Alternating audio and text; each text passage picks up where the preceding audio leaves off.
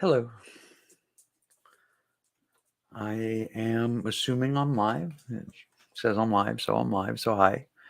For those of you who don't know, this is the DevShell 2 channel, and I am your host, Raven J, previously known as DevShell 2. I used to post a lot of videos. I don't do that so much anymore. A lot of reasons why. I've discussed it in the past, and I suppose I'll discuss it again in the future. Maybe not right now, this minute, but yeah, I'm pretty sure it's something that'll be talked about. Mostly what I've been doing the last couple of years is live streaming, and even that I don't do very often. As a matter of fact, let me find. I am going to do something. What am I doing here? I'm going to post a link to the video to this stream in a couple of different places. So maybe we'll get some people to hang out. Maybe we'll get some. Yeah, wow, that. That. Let's see.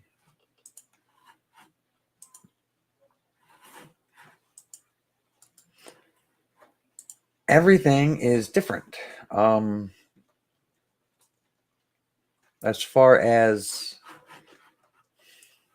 setting up the StreamYard to come in, it's changed. I'm looking at YouTube, and that looks like it has changed also. That's how frequently I come on here. I just don't anymore. It's terrible, I know. I should do it more often, but I don't know. I don't know why I don't. Let's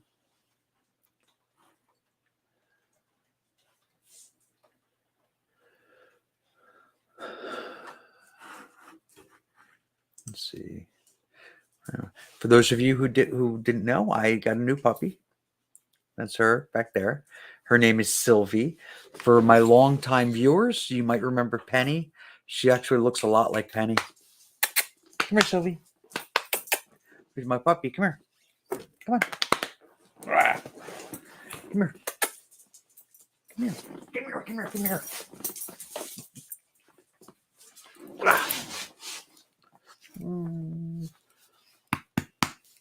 And my puppy. I call her my poopsie. This is her. Like I said, she looks a lot like Penny. She acts a lot like Penny. Penny was a lot smarter, though. Sorry there, puppy. But it's true.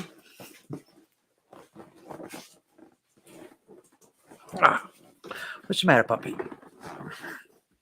Anyway, so anyway, that's Sylvie. I call her all kinds of things other than her name. Occasionally, I've actually slipped and I've called her Penny. Oops. But yeah, whatever. It is what it is. Let's see here.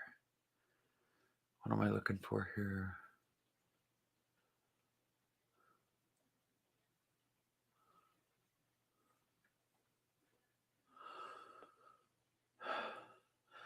Yeah, it seems I don't.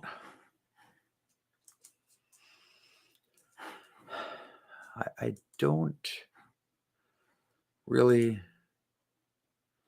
stream all that much anymore. Seems like I'm doing it when, I don't know, when things aren't so great, I guess. I don't know.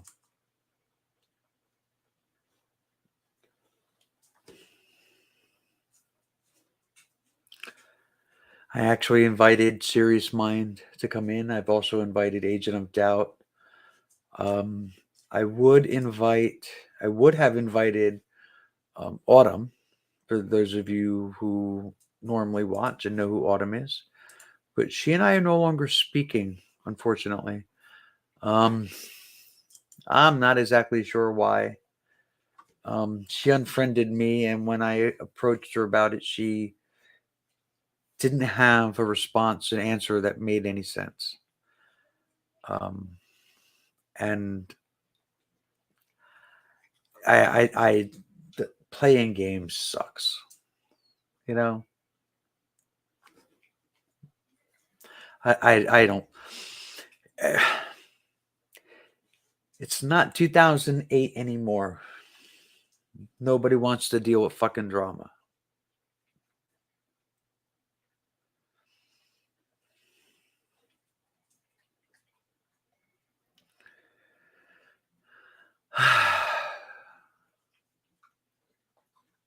I mean, if the drama makes sense, maybe then, but it didn't make any damn sense. So, I don't know. So here I am at the desk that I, for a very long time, sat at when I recorded my videos and live streams and where I did all my editing and and then as I transitioned and started to present as a trans woman rather than the guy that I used to present as. I did all of my makeup here at this desk, and don't do it here at the desk anymore. I don't do anything at this desk anymore. I am never at this desk anymore. But anyway, so I'm sitting here and it's like the dust because this is the basement. This is my family room. So, but yeah, nobody ever comes down here. Nobody uses this space. So I got the kids' bicycles are over here, and it's all dark back there. It's the actual family room back there. We used to have a TV in there. We don't even have that anymore. We moved that TV upstairs. We don't really use this space. We have all this space here that we don't use. Down the hallway over there, if you can see in the corner of the screen, there's blue. Down that way, that's like the laundry room and stuff. We use that. So we come down the stairs over there and around the corner to the laundry room. All this, we don't use that. I don't know. I don't know. So, what's the matter, puppy? What's the matter? I have to sneeze. Oh no.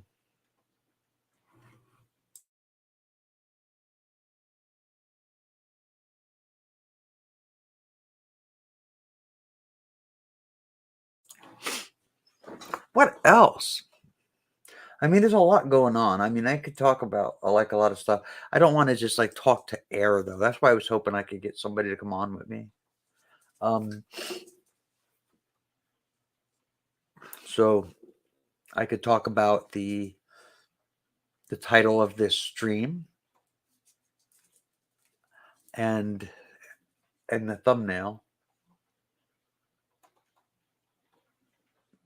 And I don't want to just talk to the air about that. I would prefer to have somebody here. So maybe we'll get to that. Maybe we won't. It all depends on if somebody shows up. So I guess we'll see. And yeah. So what else? I'm fat. Those of you who didn't know, I used to be very thin. Some of you actually have met me in person at one meetup or another. But I've actually put on weight. I am fat. So I'm actually at my heaviest ever right now. And couple of things that led to that. I mean, one is HRT hormones. It's harder for women to maintain a healthy body weight than it is for men. Testosterone is actually pretty good for burning fat. So since I no longer really have much of that anymore, I've put on weight.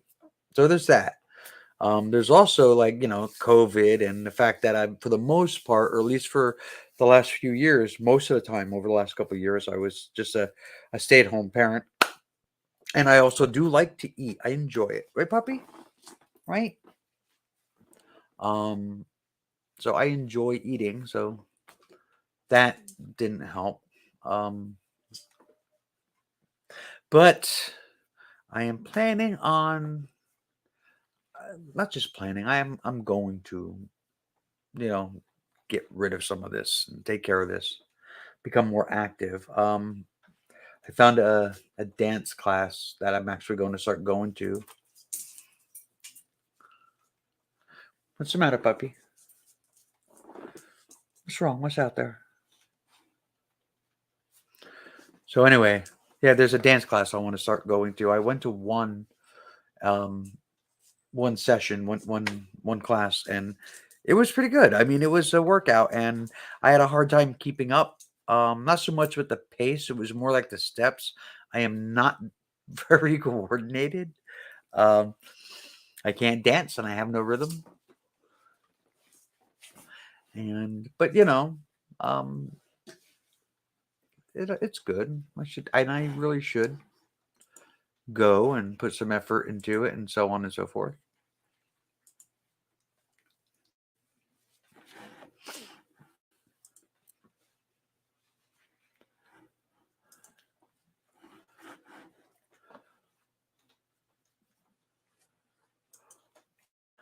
Puppy, what's the matter with you?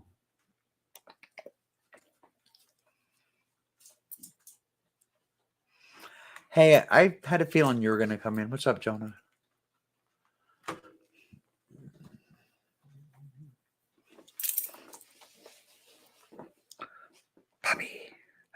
Puppy. Puppy. You're the puppy. Sylvie. I call her Poopaloots. I call her all kinds of stuff other than her name, but Poopaloots is the most common thing that I call her. Right? Poopaloots. Right? You're the Poopaloots. Poopaloots. Come on. Come on. Come on up. You're your puppy. She's a good dog mostly. She doesn't want she has to I have to take her up. She doesn't want to go outside because of the rain. Because it's raining. She doesn't want to go out in the rain.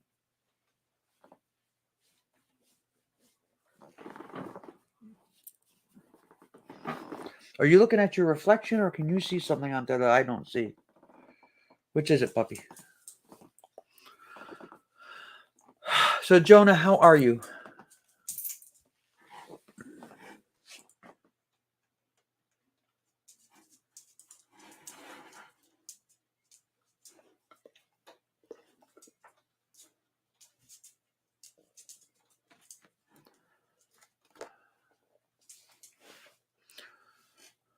That's good. Glad to hear it. I'm okay. I'm all right. It is what it is.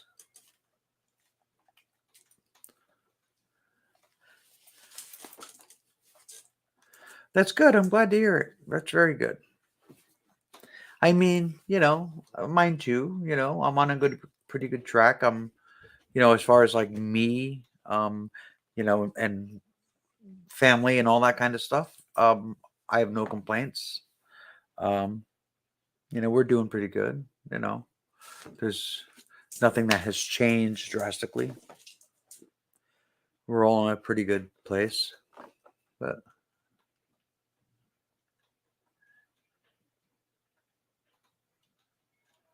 yeah, yeah. I, a little bit of a funk right now. And I mean, and there's actual concrete reasons for that. Um, that is what it is. Um, I wanted to get somebody in here that I could talk to, like Joe or Michael, but whatever. I didn't give them much of a warning, so I guess that's probably not going to happen, but whatever.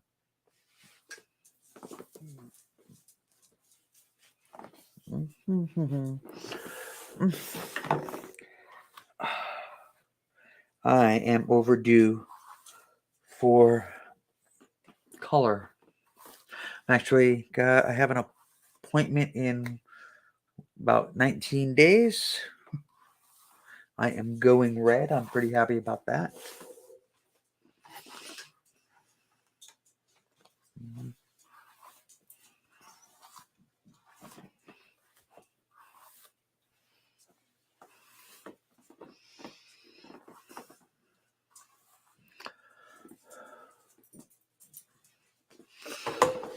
I'm not 100% sure, and I got to check it, but I think occasionally, Jonah, occasionally. He's a little over an hour away. When we have our own lives and stuff, so it's hard sometimes, but we occasionally will get together. I think he feels a little like that maybe I don't put in enough effort because whenever we do see each other, he comes to me and I don't really go down there. Um, and I guess that's fair. But I don't really travel anywhere. I don't know. I mean, gas is expensive. And until recently, I did not have uh, a reliable car that I could just go somewhere. You know what I mean? Like, where I didn't feel like it was safe to just go somewhere. Um, but, but maybe now, you know, could head down there one day. I am not the best when it comes to making plans. Like I had planned earlier to stream, and then I decided not to. Then I decided to. Then I decided not to. Then I got a headache, and now here I am. And I don't know.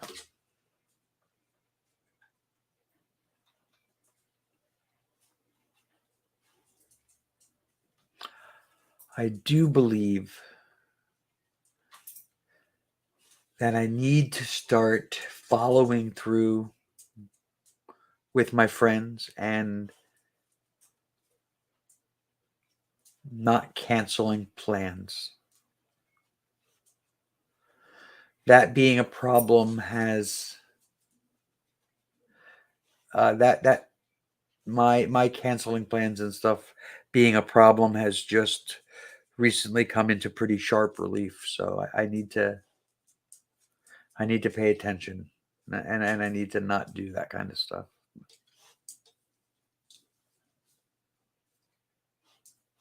Oh, I have I because I just bought a Kia Sportage, a 2018 Kia Sportage, and I absolutely love it.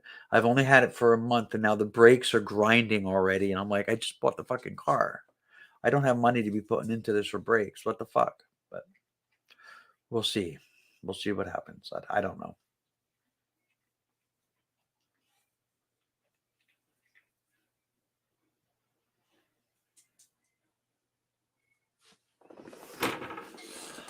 Hmm.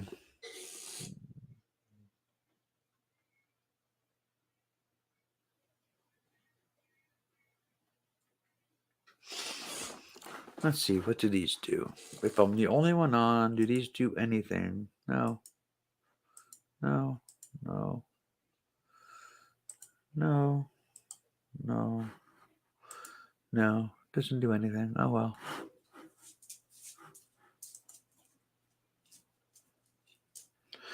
I'm clicking buttons just to see what they do.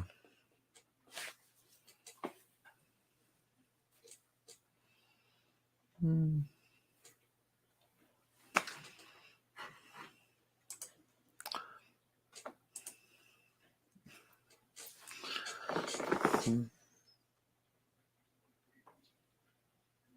And this is why I don't stream anymore.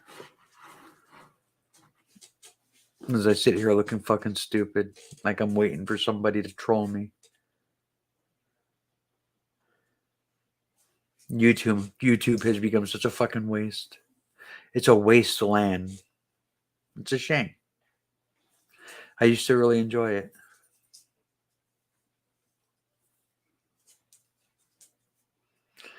Now, for the most part, I could give a shit. I don't know.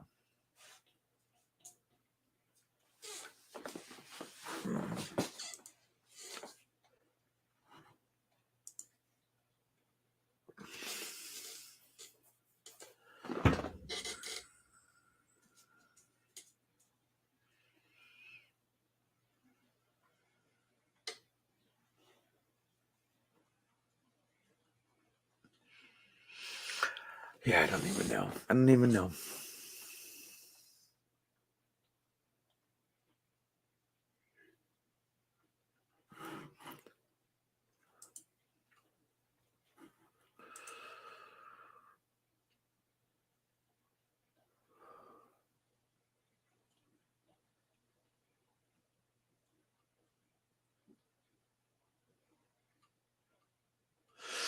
Yeah, I wasn't really big on Stickam. I mean, I went in there sometimes because there was that, the big group that would go on.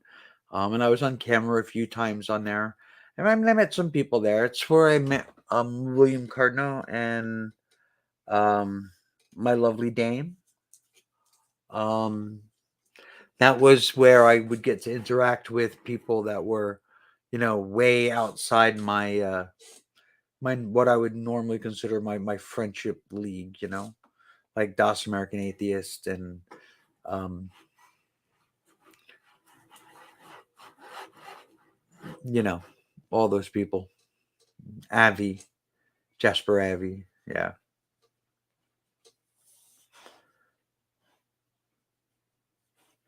Because they were mostly on Stickcam whenever I was on. Didn't really see them as much on YouTube. Because it was a better environment on Stickcam for debating and discussion. Especially when you had a lot of people on. You couldn't do that on Blog TV. Um, and that was cool. But I preferred the Blog TV though. But I mean, I don't know. I felt like I was good at it back then. I could talk. I mean, I used to strip too, so that was a whole different ball game, I guess. Don't have a whole lot of interest in that anymore. Stripping on camera, too old for that shit. And I will definitely get canceled now.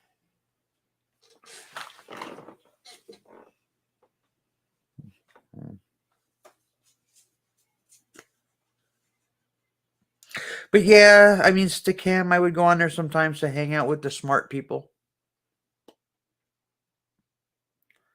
and I'd be like, "Greetings, fellow smart people," as if I was one, all the while knowing I wasn't. Try to get involved in discussions on philosophy and stuff. And I didn't have a fucking clue what I was talking about. But it was still, I had a good time. And I guess that's what counts.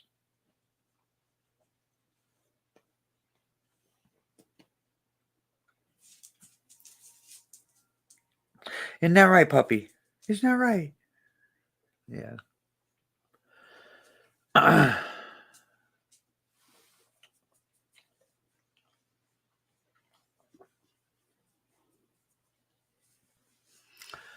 So, yeah, I don't know. Stickam was all right, I guess. Blog TV was that was where I would broadcast for like 20 hours a day sometimes. Occasionally, I would sleep while you leave the camera rolling, and I would wake up in the morning and check the chat, and people had been chatting all night and stuff. Um, Stupid stuff, I mean, I for a while there, not a long while, but for a while there, I was living my life on camera. Um, it was stupid. It was silly. It was silly, but the silliest thing was that, like I said, there were people chatting. Um, Yeah, for a while, I too. I mean, it was like a lonely time. I had gotten out of a relationship and I hadn't met Peach yet. And I was in the middle of um, building my YouTube presence, the joke that was. And, you know, living dangerously at the same time. Pretty self destructive lifestyle at the time. So. Isn't that right, puppy dog? Isn't that right, puppy dog? Yeah, you're the puppy dog. Puppy. What's the matter, puppy? What's the matter, puppy? What's the matter? What's the matter? There's 4 people watching us. That means that's 4 people that don't have lives. No.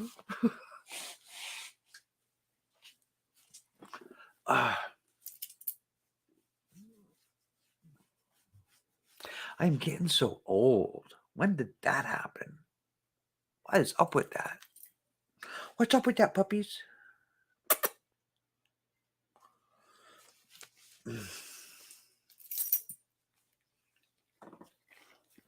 Ew, don't lick my hands. Gross. Come here. Come here. Come on. Come up. Come on, come up. Come on. Come on, come on, come on, come on, come on, come on, come on. Come on. Here's a puppy. Oh, now there's only 3 people. I insulted them and they left. So now there's only 3 people.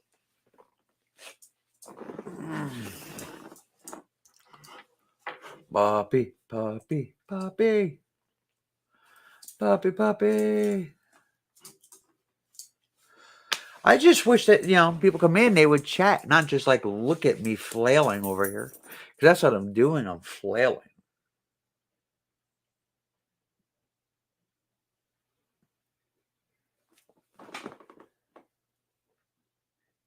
I don't know about, other people and their shows. Like I don't do like some kind of like a news format where I'm just going to be talking to the camera. Like, nobody gives a shit what I have to say anyway. That's why a conversation is better.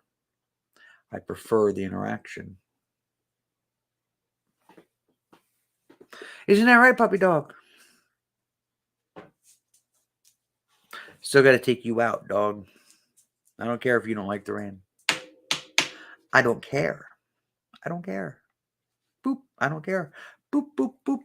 I booped you right in the nose. Boop. Boop. Boop, boop, boop, boop, boop, boop. People are watching me just go boop, boop, boop to somebody that's off, not even on camera. Who's your puppy? Who's your puppy? Boop, boop, boop, boop, boop, boop, boop, boop, boop.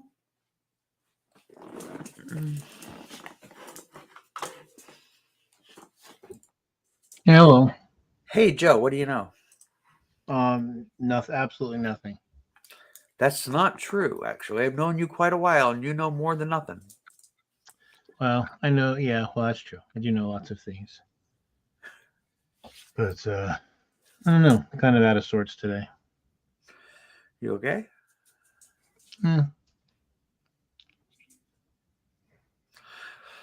Word. How are you? I'm all right. You sound like you're not all right. It's been a rough few days. Yeah, your friend. Yeah. Yeah. That's her in the thumbnail. If you noticed, I don't know if you saw the thumbnail. She was a dancer. She was a lot of things, but dancer was one. So I actually put the text on the picture, "Hold Me Closer, Tiny Dancer." I figured she would like that. Yeah. I had been wanting to make a video. I want to get a bunch of pictures and make a slideshow type video and put it to the song Gypsy by Fleetwood Mac. I think that's fitting. So I don't know. I don't have that many pictures. The pictures I do have are basically the ones that are on her Instagram. And a couple of her, other friends, especially like from childhood. I sent them messages asking for pictures, and they're like, "Yeah, absolutely," and then they never sent. So it's like, I don't want to bug these people about pictures. We're all grieving. Right. Oh, Stevie. I'm tired. But so that's the thumbnail. And then the name of the stream is "What's Your Game? Can Anybody Play?" And her name was Carrie Ann. So there was that song by the Hollies. "Hey Carrie Ann, what's your game? Can anybody play?" So she actually used She actually used "Hey Carrie Ann, what's your game?" as her screen name on Instagram. Hmm. So Yeah, I didn't know about that song. yeah. Yeah, my brother Mark, his funeral was today. I couldn't make it. Um, You said your brother? yeah, I one of my. had no idea. I have many brothers.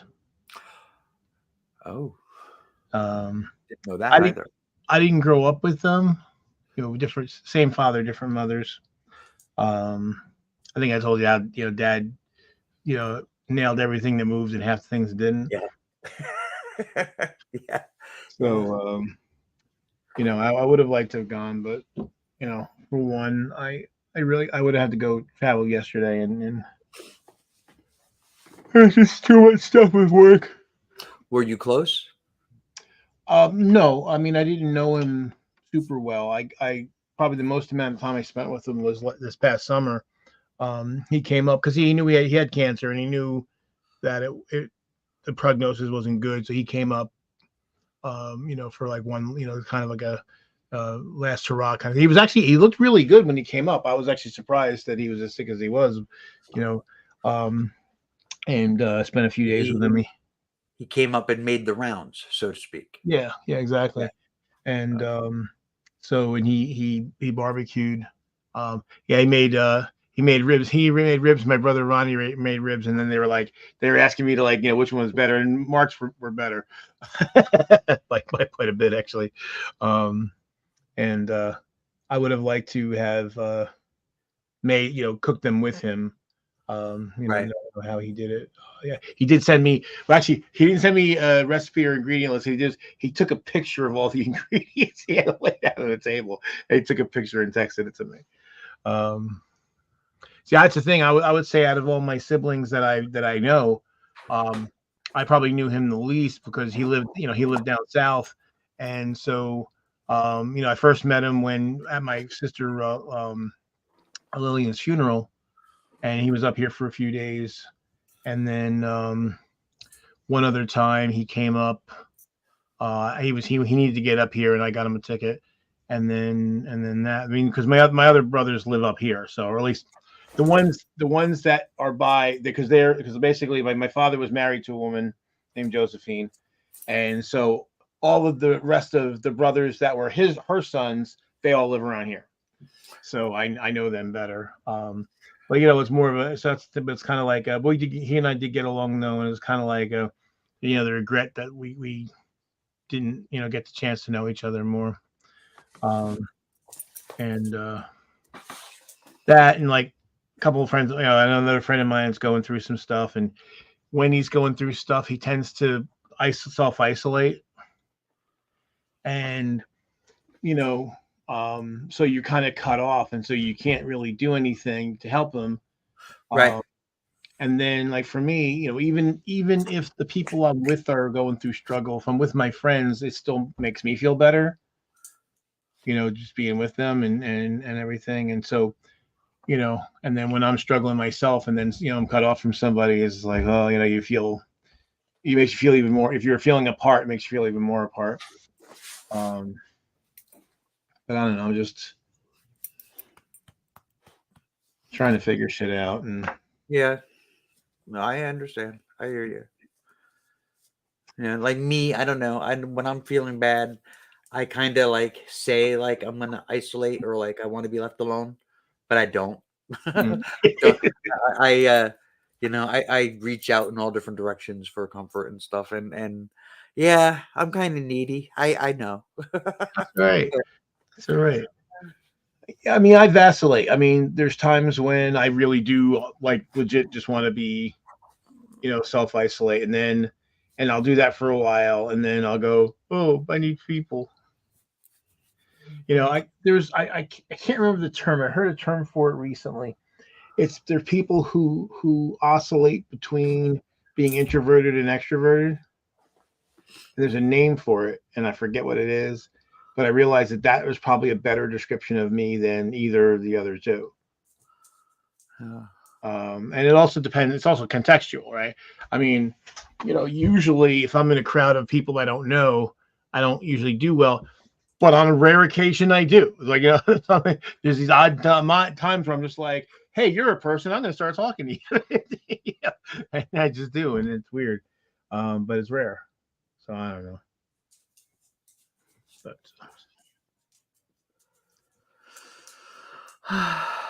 But yeah, I saw your recent pictures, and you saw I commented.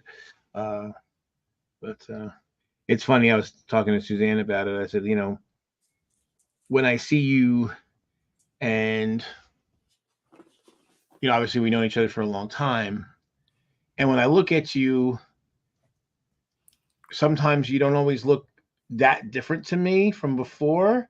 But then what it really does it when I look at pictures that are like, okay, like a picture from a year ago and a picture from 2 years ago, and it's like, wow. Yeah, it's when you see the gradual changes, you don't notice them, and you think, oh, that person still looks the same. But then when you look at a 2-year-old picture, the jump and the difference is like, yeah, holy shit, yeah, Yeah. it's And true. so I said to Suzanne this morning, we were talking about it, and I said, it's amazing how much, just like some hormone treatment, how drastically it changes. It goes to show that men and women, we're really not as different as we like to think. And literally just a balance of hormones can totally make us look more one way than the other. Yep. And that's kind of wild, if you think about it. Is this the word? Whoops! Is this the word you were thinking of? Yes. Ambivert. Yes. It makes sense. Yeah. Yeah, because it's funny because I've told some people that, oh, I'm introverted, and they're like, "Are you out of your mind? You're so." And then other people, I tell them, I've said I'm extrovert, and they're like, "You're like you're like a tiny mouse," and like, oh, I guess I'm kind of a little bit of both. Kind of a little bit of both. Well, like a few years ago, I went to the Women of Color Beyond Belief. It was not the first one, but the second one. So this would have been like not this past October because they didn't have one, but two Octobers ago. Sorry, three Octobers ago. That's the one where you guys were broadcasting, and I came in and I was like, falling to pieces. Yeah, I mean, I'm hanging out with people. Everything's good. Everything's like, I'm like the life of the party, and people want to hang out with me and everything like that. And then I go to get dinner, and I'm like, I got to get the fuck out of here. Yeah. And I just felt like I'm out of place and I don't belong here, and I'm a burden to everybody. Right. And I need You had some kind of time. like a panic attack or something. I Yeah, remember. yeah, Yeah, it was that really was bad. And I remember I got in the stream, and I remember, Paul saying, are you okay? And then I saw the look on Mike's face, and I realized, wow, I must really look bad because I could see the look on Mike's face was like, oh shit, look at Joe. Yeah. Yeah, I remember you were pretty upset. Yeah. But speaking of Mike, I did send him an invite. As far as I can see, he hasn't seen it. Who knows if he'll be in or not? I don't know. I was saying earlier that I would have invited Autumn, but she and I aren't speaking anymore. And I still don't know why. I don't know what happened there. Yeah. I mean, go say what you're gonna say. I know it's just I asked her what the hell was going on because she had unfriended me, and I was just like, what's going on? And she had said something about she was upset about something, and I responded by saying something self-serving and making light of it. And it's just like, I have no idea what you're talking about. But I mean, I'm thinking about it when she said it, and I'm just like, if I said something that was kind of like making light of it, it wasn't to be self-serving. It would have been to lift the mood. Right. It's I don't know. That just seems odd to me. Self-serving. If you're going through something, right, and this is about you because you are going through it, and I am not. I can't imagine anything that I could possibly say that would be self-serving since the situation has nothing to do with me. Right. I don't understand that. It just seems so odd. Well, she's very threaty. I mean, remember like the whole thing with the fucking, like let's debate over pumpkin spice bullshit. It was like, it's like, oh, she just insisted that we had to discuss it, and I was like, I don't really care. I don't really want to. And then she unfriended me then because, actually she blocked me at the time because it was like, like, well, who the fuck are you? I don't have to discuss this with you. And certainly didn't have to do it right then. I just was not in the mood, and it's one of those things. Yeah, it's one of those gripes I have. It's my own little gripe. I know I'm the only one on fucking planet Earth that gives a shit. But it's one of my gripes, right? So, and it's not up for debate. It's just that's how I feel. Just like, if you say, I hate olives, which I don't like olives either, but you say, or you hate garlic, you say something that I love. Well, you hate garlic, and if you don't want to talk about why you hate garlic, then I need to shut the fuck up and leave you alone, right? I can't imagine somebody hating garlic. There are people. There really are. They're weird. They're a different species or something. They really are. I don't understand it. I mean, They really are. I mean, and granted, I'm more sensitive to garlic now than I used to. Like it used to be I had to throw lots of garlic in to even really taste it. And now, I can do it more subtly and still appreciate the garlic that's there. But sometimes, like, fuck it, I just want, like, it's like chicken and 40 cloves. Like 40 cloves, Piker, get 80 in there. Yeah, that's always been my rule. Whatever the recipe calls for on garlic, you double it. Yep. It's the New Jersey way. Yeah. Yeah. But I don't know. And as I've explained to people who aren't from our area, I'm like, the thing you need to understand about New Jersey is that Italian food is not considered ethnic. No, it's just food. It's just food. And it's like, it doesn't matter what kind, you go to an American food restaurant, any kind of Americana restaurant, there's going to be Italian dishes or Italian American dishes on that menu. Why wouldn't there be? And it's funny when you go other places, of course, that's not the case. And it's just like, well, that's weird. Where the fuck's the, where's the 3 or 4 Italian American dishes? That is funny. And it's funny because it's true. Yeah. Let's see if I can do this. I was trying to explain to a British friend, he was coming over and I was giving him the list of the panoply of things he could eat. And I said, do you like deli food? And he said, yes. So I said, all right. Do you want American deli, Italian deli, Jewish deli, Korean deli, Polish deli? We have them all. Have them all. It's funny. It's funny because it's true. Yeah. I mean, that's one thing. I mean, as much as the weather around here can suck and the high taxes suck, I can't really picture myself, at least within the United States, I can't picture myself really living anywhere. I mean, I've lived in the Buffalo area, hated it. Lived in Allentown, PA. I didn't hate it, but I'll tell you what, you do not want to be single in an Allentown, PA. Oh no, over the age of like 20, because everybody's married to their high school sweetheart or their college sweetheart. And when I was working there, so we're talking like mid to late 90s. The floor I worked on, we were in a separate building from the main campus from where I worked, and there was 104 of us on that floor, and only 4 of us were single. And so that's why. So no one really went out. It wasn't like a lot of places I worked where people go out for drinks, whatever. Right. Get social. It didn't happen because everybody had to go home to their family. It really sucked. So if you're single and you're at least somewhat introverted, it was really tough. And especially too, I wasn't, obviously wasn't a churchgoer. Or maybe if I went to church, I might have met somebody, but I wasn't a churchgoer. I don't really like belonging to clubs, or I don't really like obligations, really. I think what it comes down to. I don't like, see, especially if it's supposed to be fun. I don't like fun as an obligation. Like shut up and have a good time? Yeah. Yeah.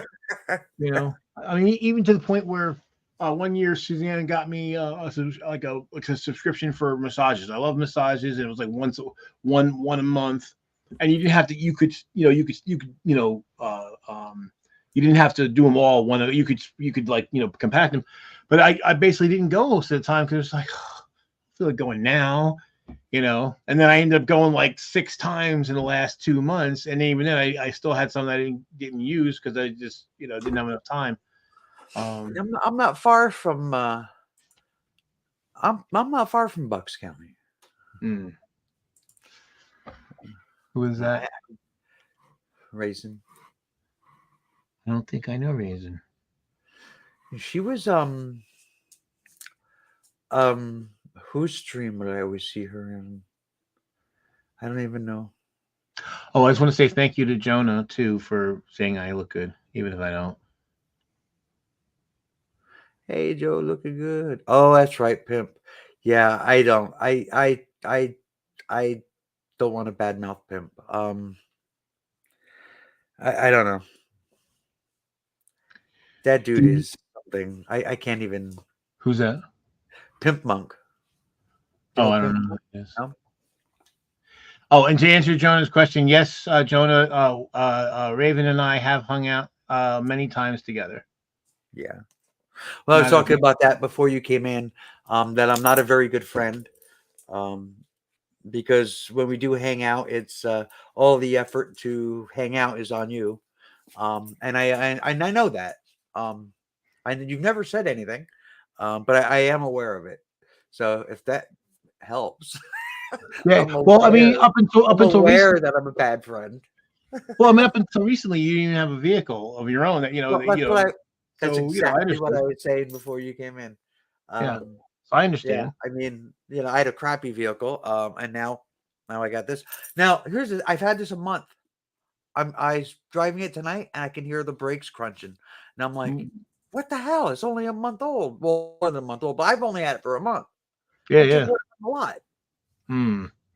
But that's the thing. So you really didn't have an option.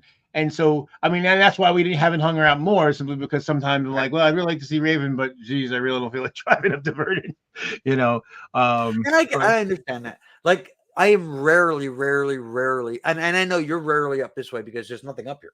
I mean, right. there's no reason to come up here unless you're coming to see me. But like I am rarely down your way. But occasionally I am. Doctor's appointments and that kind of Mhm. stuff.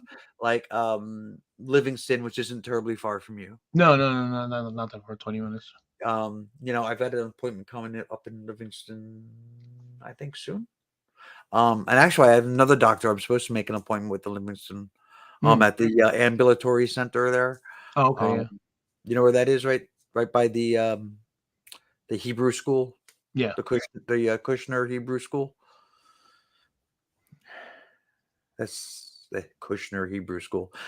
That's his family too, I think. Oh, is it really? I believe so. Yeah. Wow.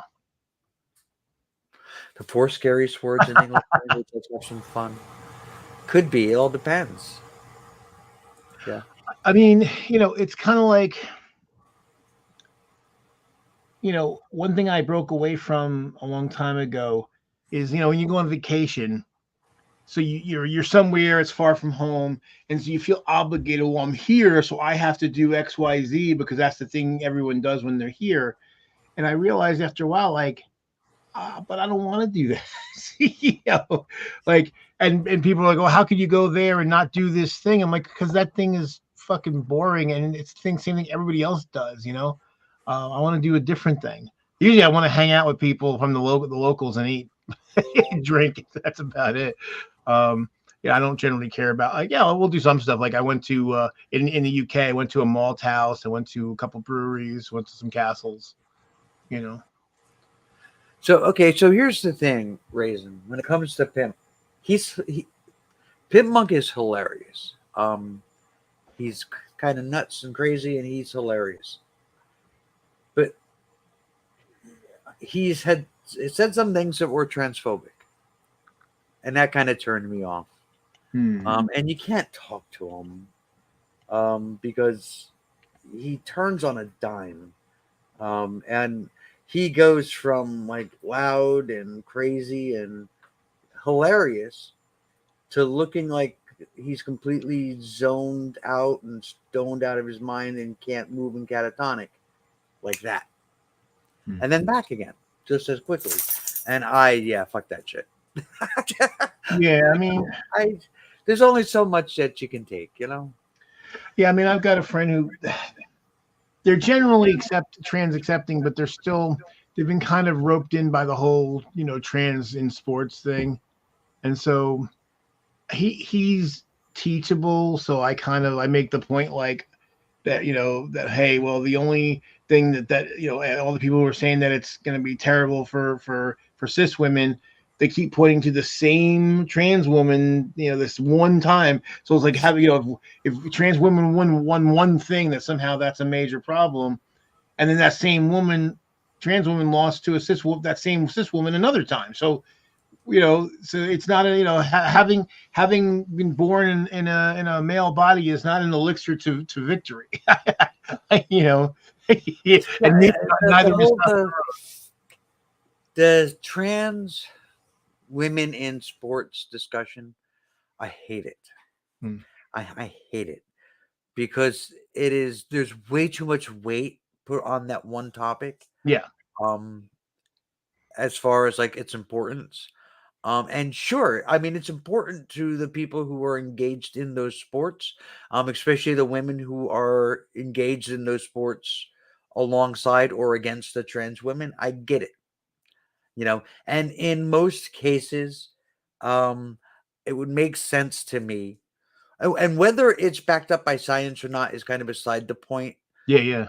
Because it makes sense to me that people would believe or feel that trans women have an unfair advantage in some sports. Right. You can understand why people would feel that, even though it's probably not true. Whether it's actually true or not, right? So I get it. And I think in most cases it probably is true. It's just that the number of trans women engaged in these sports is so incredibly small. Yeah. That it becomes like this whole thing. It's just like, are we really like, looking to disenfranchise an entire demographic of people because of 2 trans women? Like, is this really what we're doing?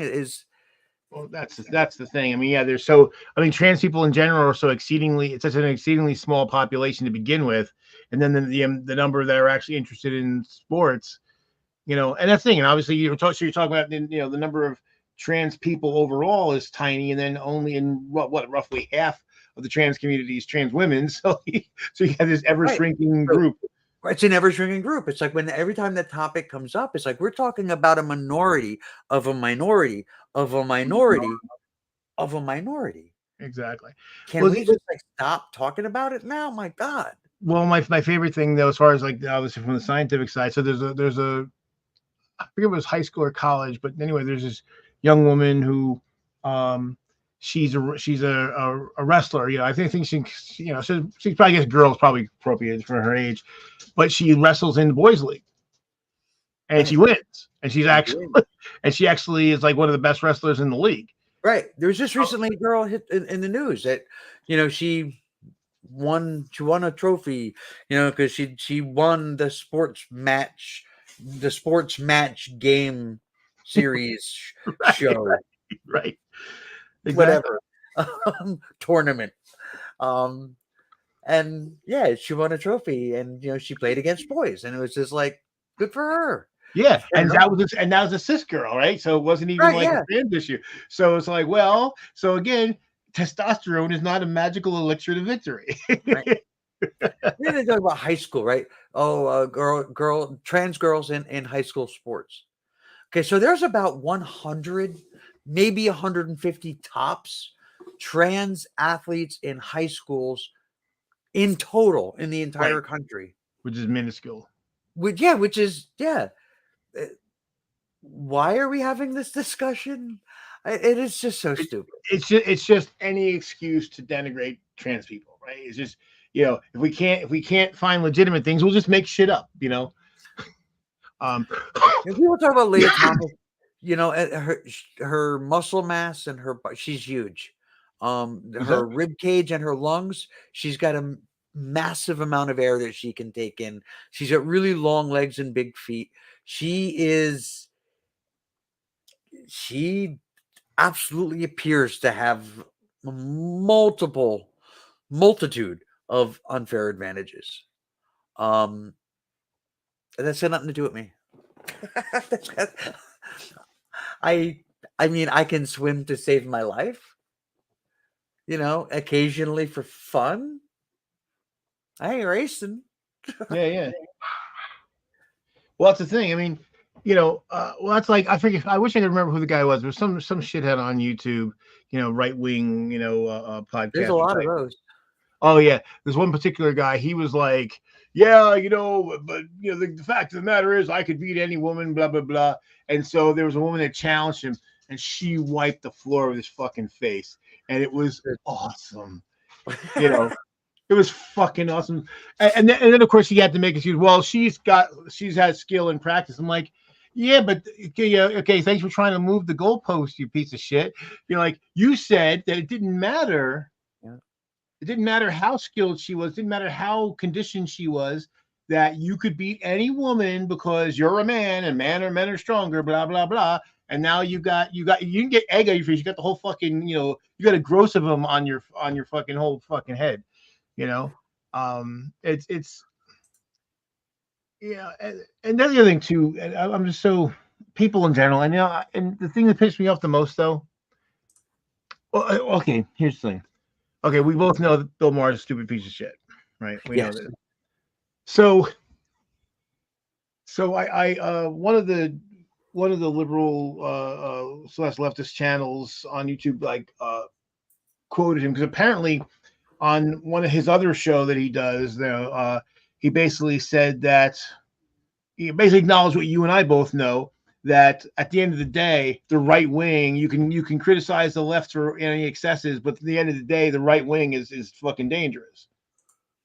And so I'm like, oh, and people shouldn't focus on the left. I'm like, oh, so you mean like you've been doing, I mean, he'll say because he always says it on his show, like, "Oh, the right wing is dangerous," but but the woke. I'm like, and again, the wokesters have no real political power.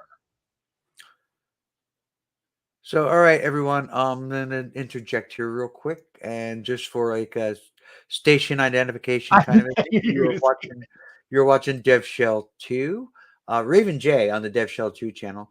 And here is the link to my Patreon. I was going to announce that my one and only patron is Serious Mind here, but he's not.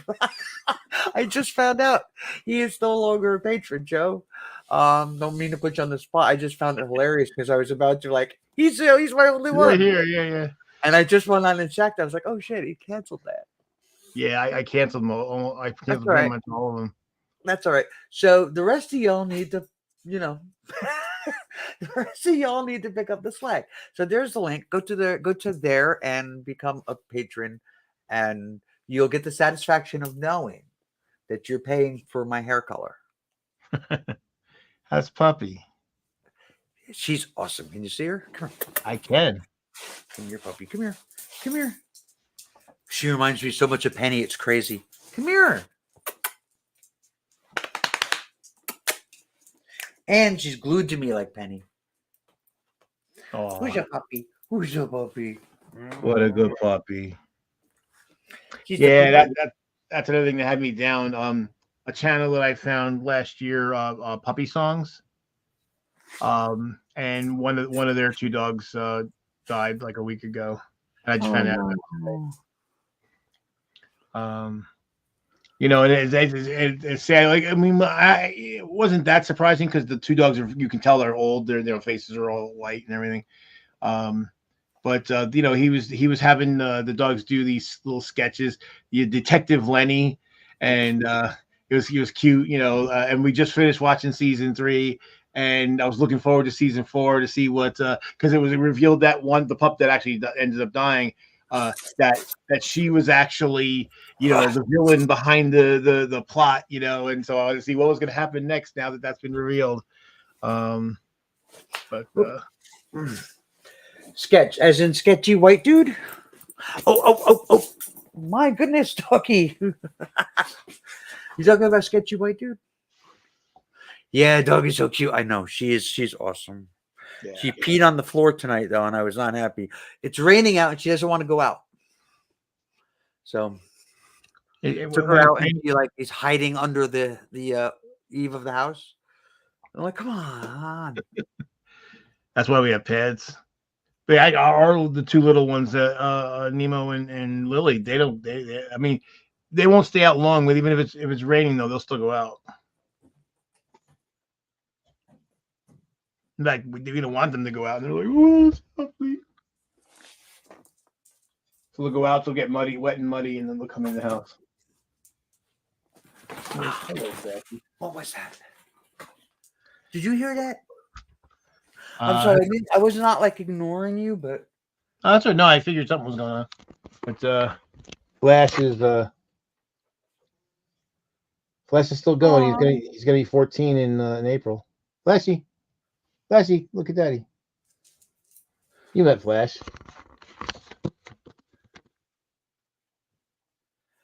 I have not seen Sketch in like forever. It's been a long time. I haven't seen much of anybody in a long time.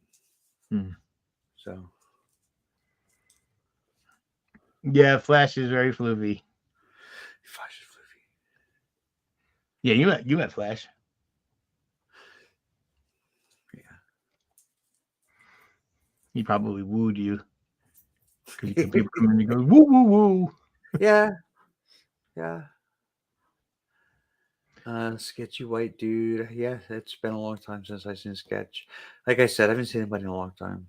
I am not on the webs as much as I used to, not nearly as much as I used to be. Sorry to hear that, Black Dog. We lost Molly to cancer going on 3 years now. It's hard to believe it's that long.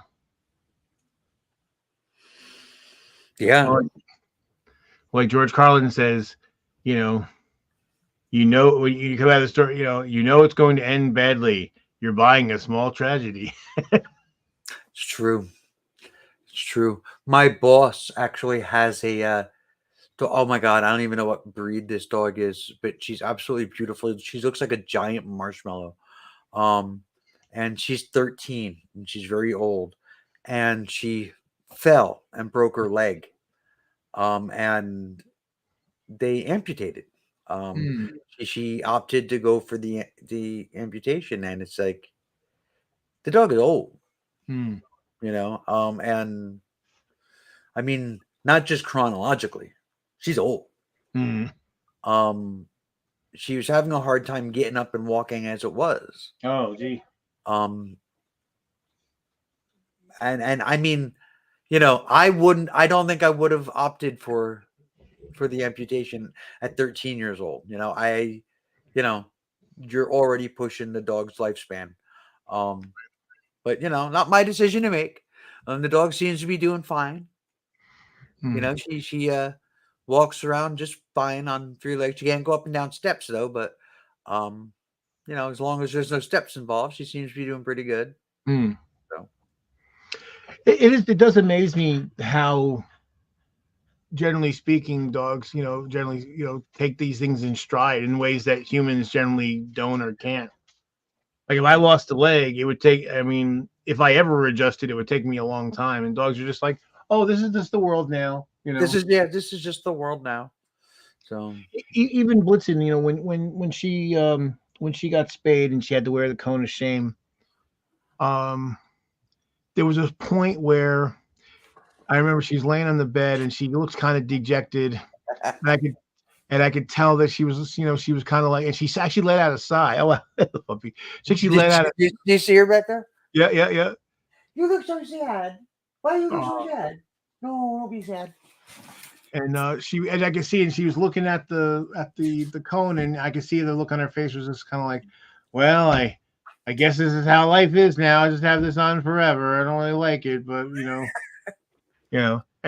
Blitzen was, she was definitely more sensitive about stuff like that than most dogs. Most dogs have been like, oh well, like Flash. You put a cone on Flash, he cries for a day, and then after that, he's just like, oh, I have this big dumb thing on my head.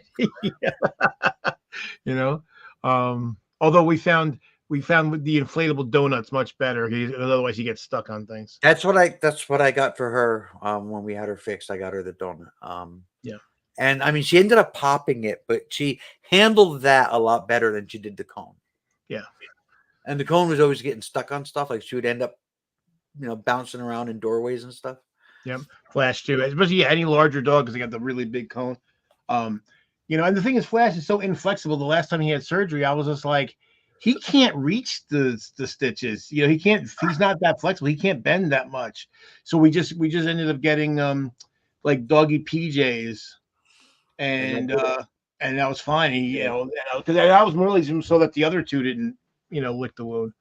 But Blitzen, I mean, being as smart as she was, she started using. She realized that she could, because a lot of some dogs will like to throw things and chase it, like kind of like self catch, or so. She realized that she could use the cone to launch things further. So she actually made a game out of it. So she was playing like highlight with herself. Yeah. And she kind of enjoyed it. She's like, wow, I can throw things really far.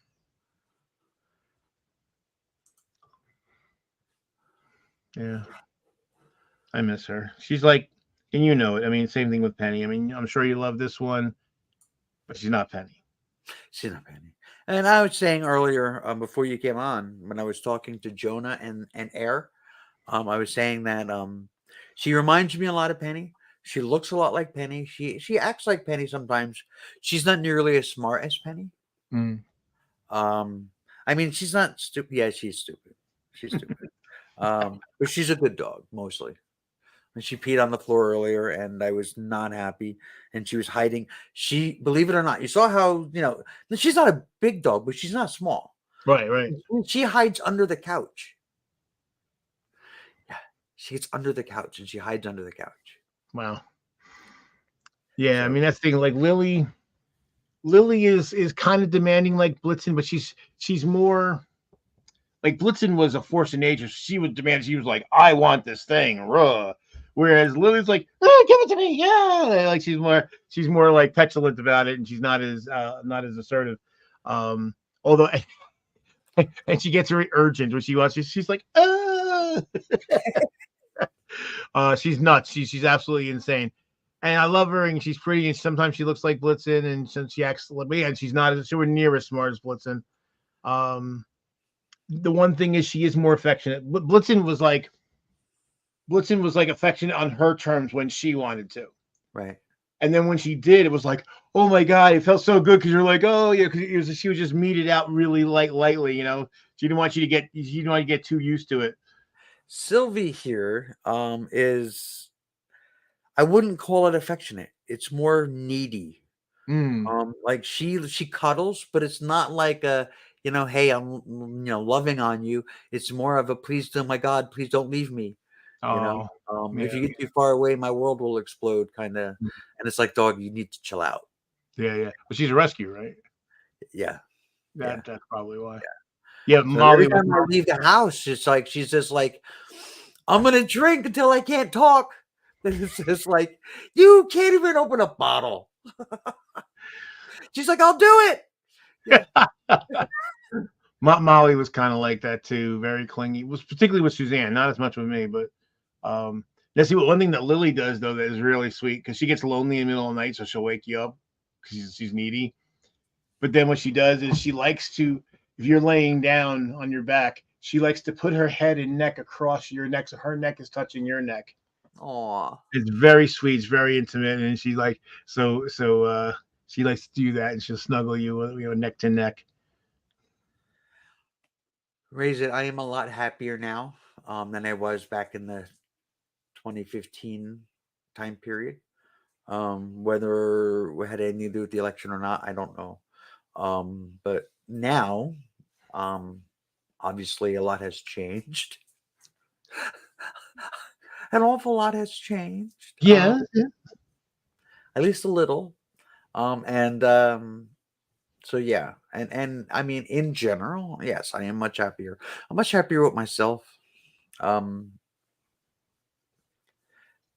It's weird. It's all just so weird. It's trans stuff is fucking weird. Anybody says it's not is lying. It's fucking weird. So, I mean, other than being weird myself, I can't relate because obviously I'm not a trans person, but it's just a weird thing to be like, I had part of my body, chopped off, and now I feel more at home in my body. It's Hmm. weird. It's just weird. Um, yeah, I don't know. Yeah, I am not a trans rights activist. So the speech about identity and all that, I don't know. That's not my speed. Um, I know me. Hmm. You know. I'm still trying to figure me out. Well, yeah, I can get that. So, and yeah, by the way, nothing is true. Nothing has gotten much better in politics. Yeah. Well, and the thing Funny is, thing. Go ahead, Joe. I was gonna say, what really gets me, there's still people on our side of the political fence that still want to believe that both sides are the same. I'm like, what do you win out of that? I mean, okay, it's like you saw what Trump did. Okay, if you it's one thing you want to say, Biden hasn't done enough, or he's not liberal enough, or leftist enough, whatever. Sure, I'm with you.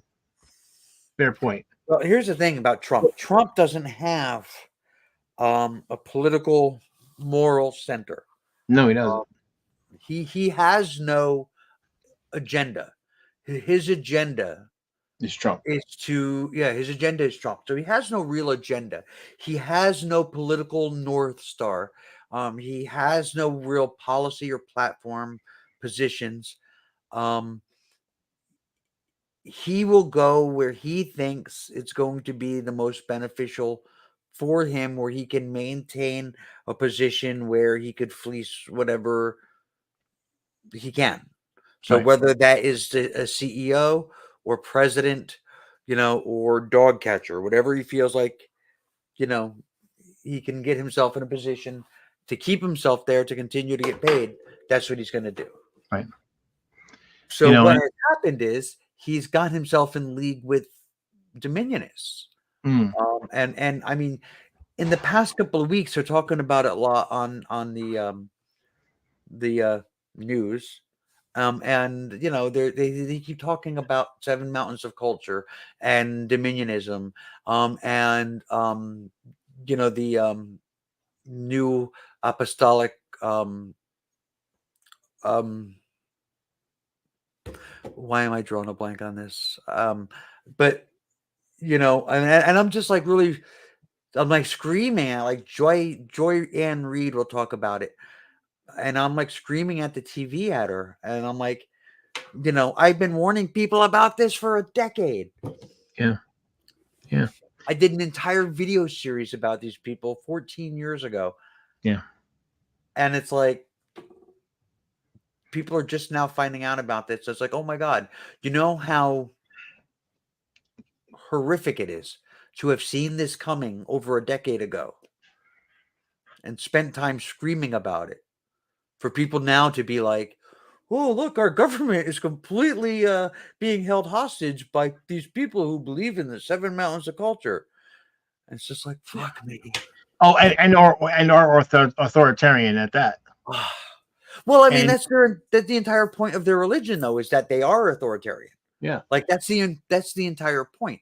Like what their whole thing is, they need to return. They are appointed apostles of God, self-appointed apostles of God, and it is their job to bring the U.S. Constitution in line with Old Testament law in order to trigger the second coming of Christ and the end of the world, Judgment Day. Right. This is what their belief is. And all of these people around Trump and like the psycho woman who did the Republican response the other night, she's a Dominionist. They're all Dominionists. Right. So every time they talk about making things better and it seems fake, because it is fake. They don't want to make things better. They want the world to explode. Yeah.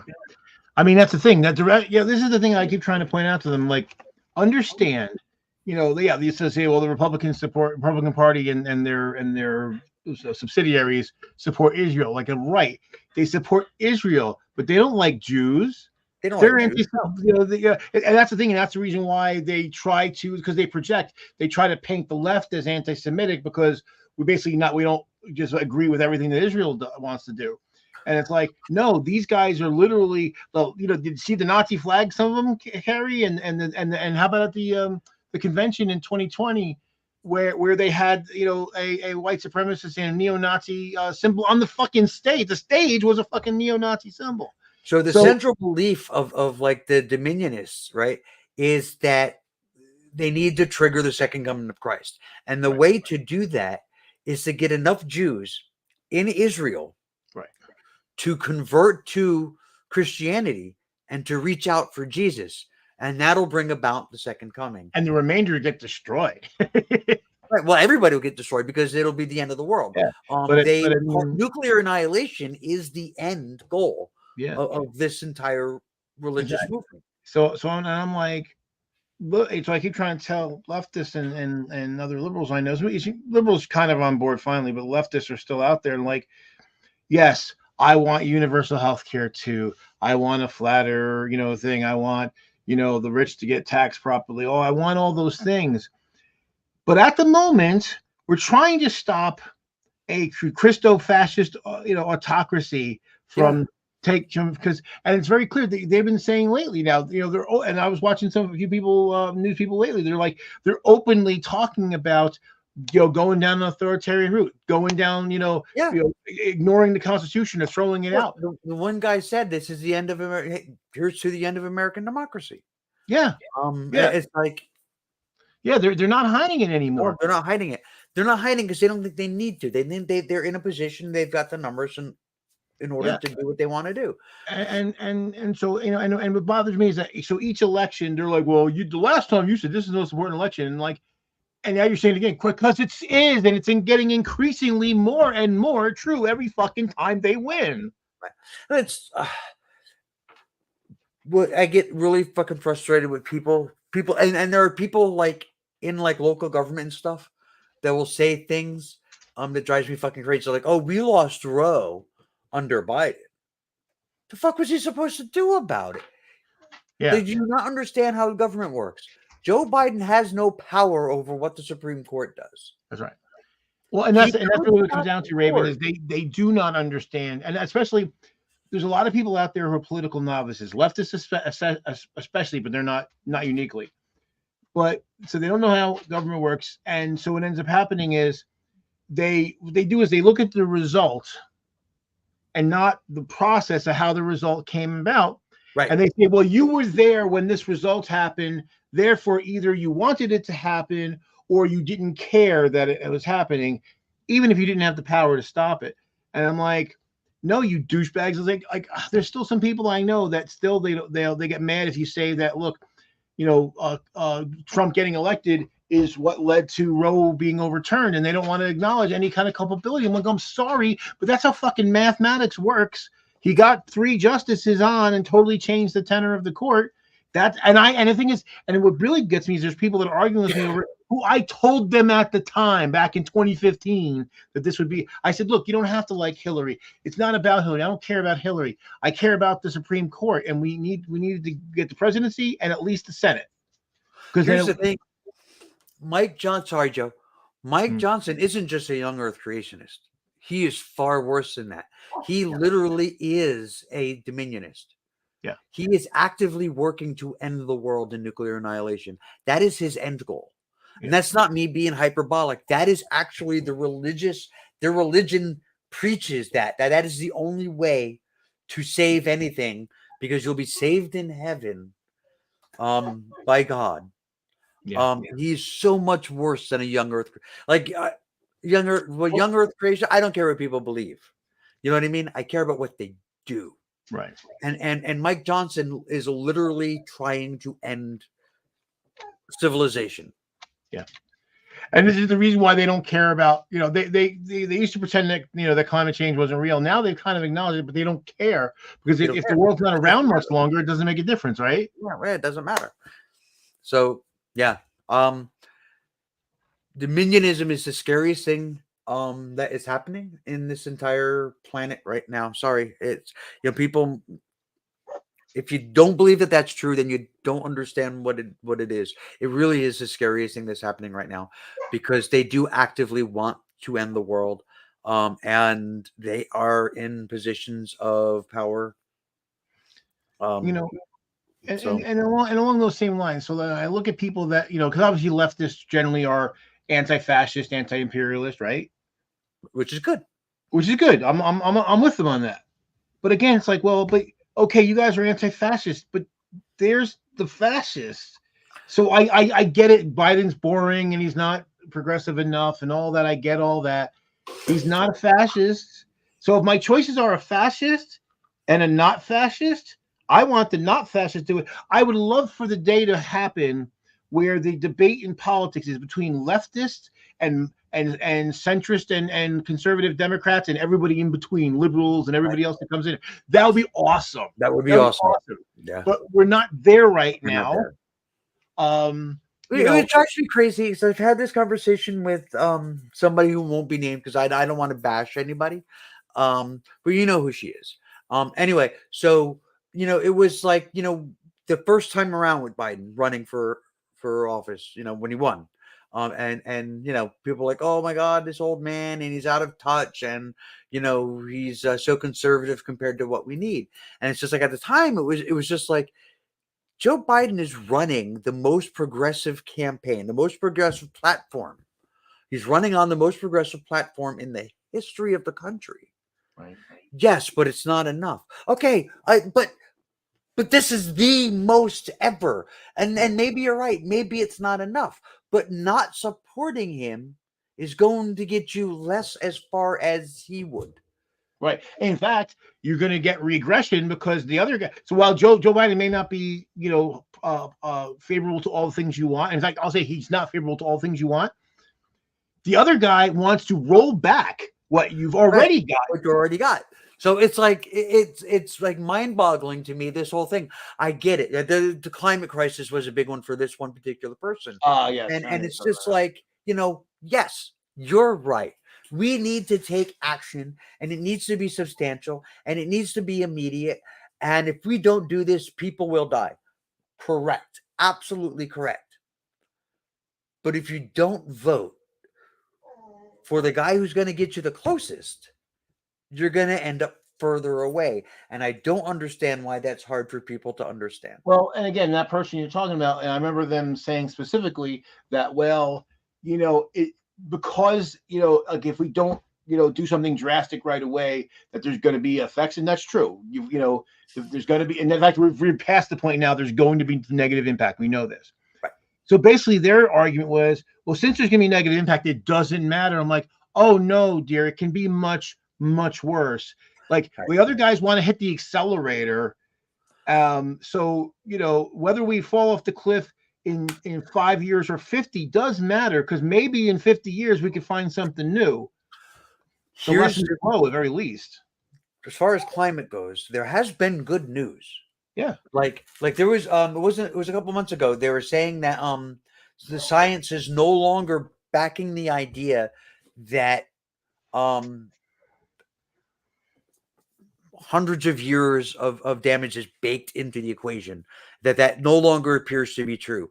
That if we were to stop polluting now, the effects of our stopping will be almost immediate. Like the earth will immediately start to clean itself, to heal itself. Right. That it won't be this long drawn out thing.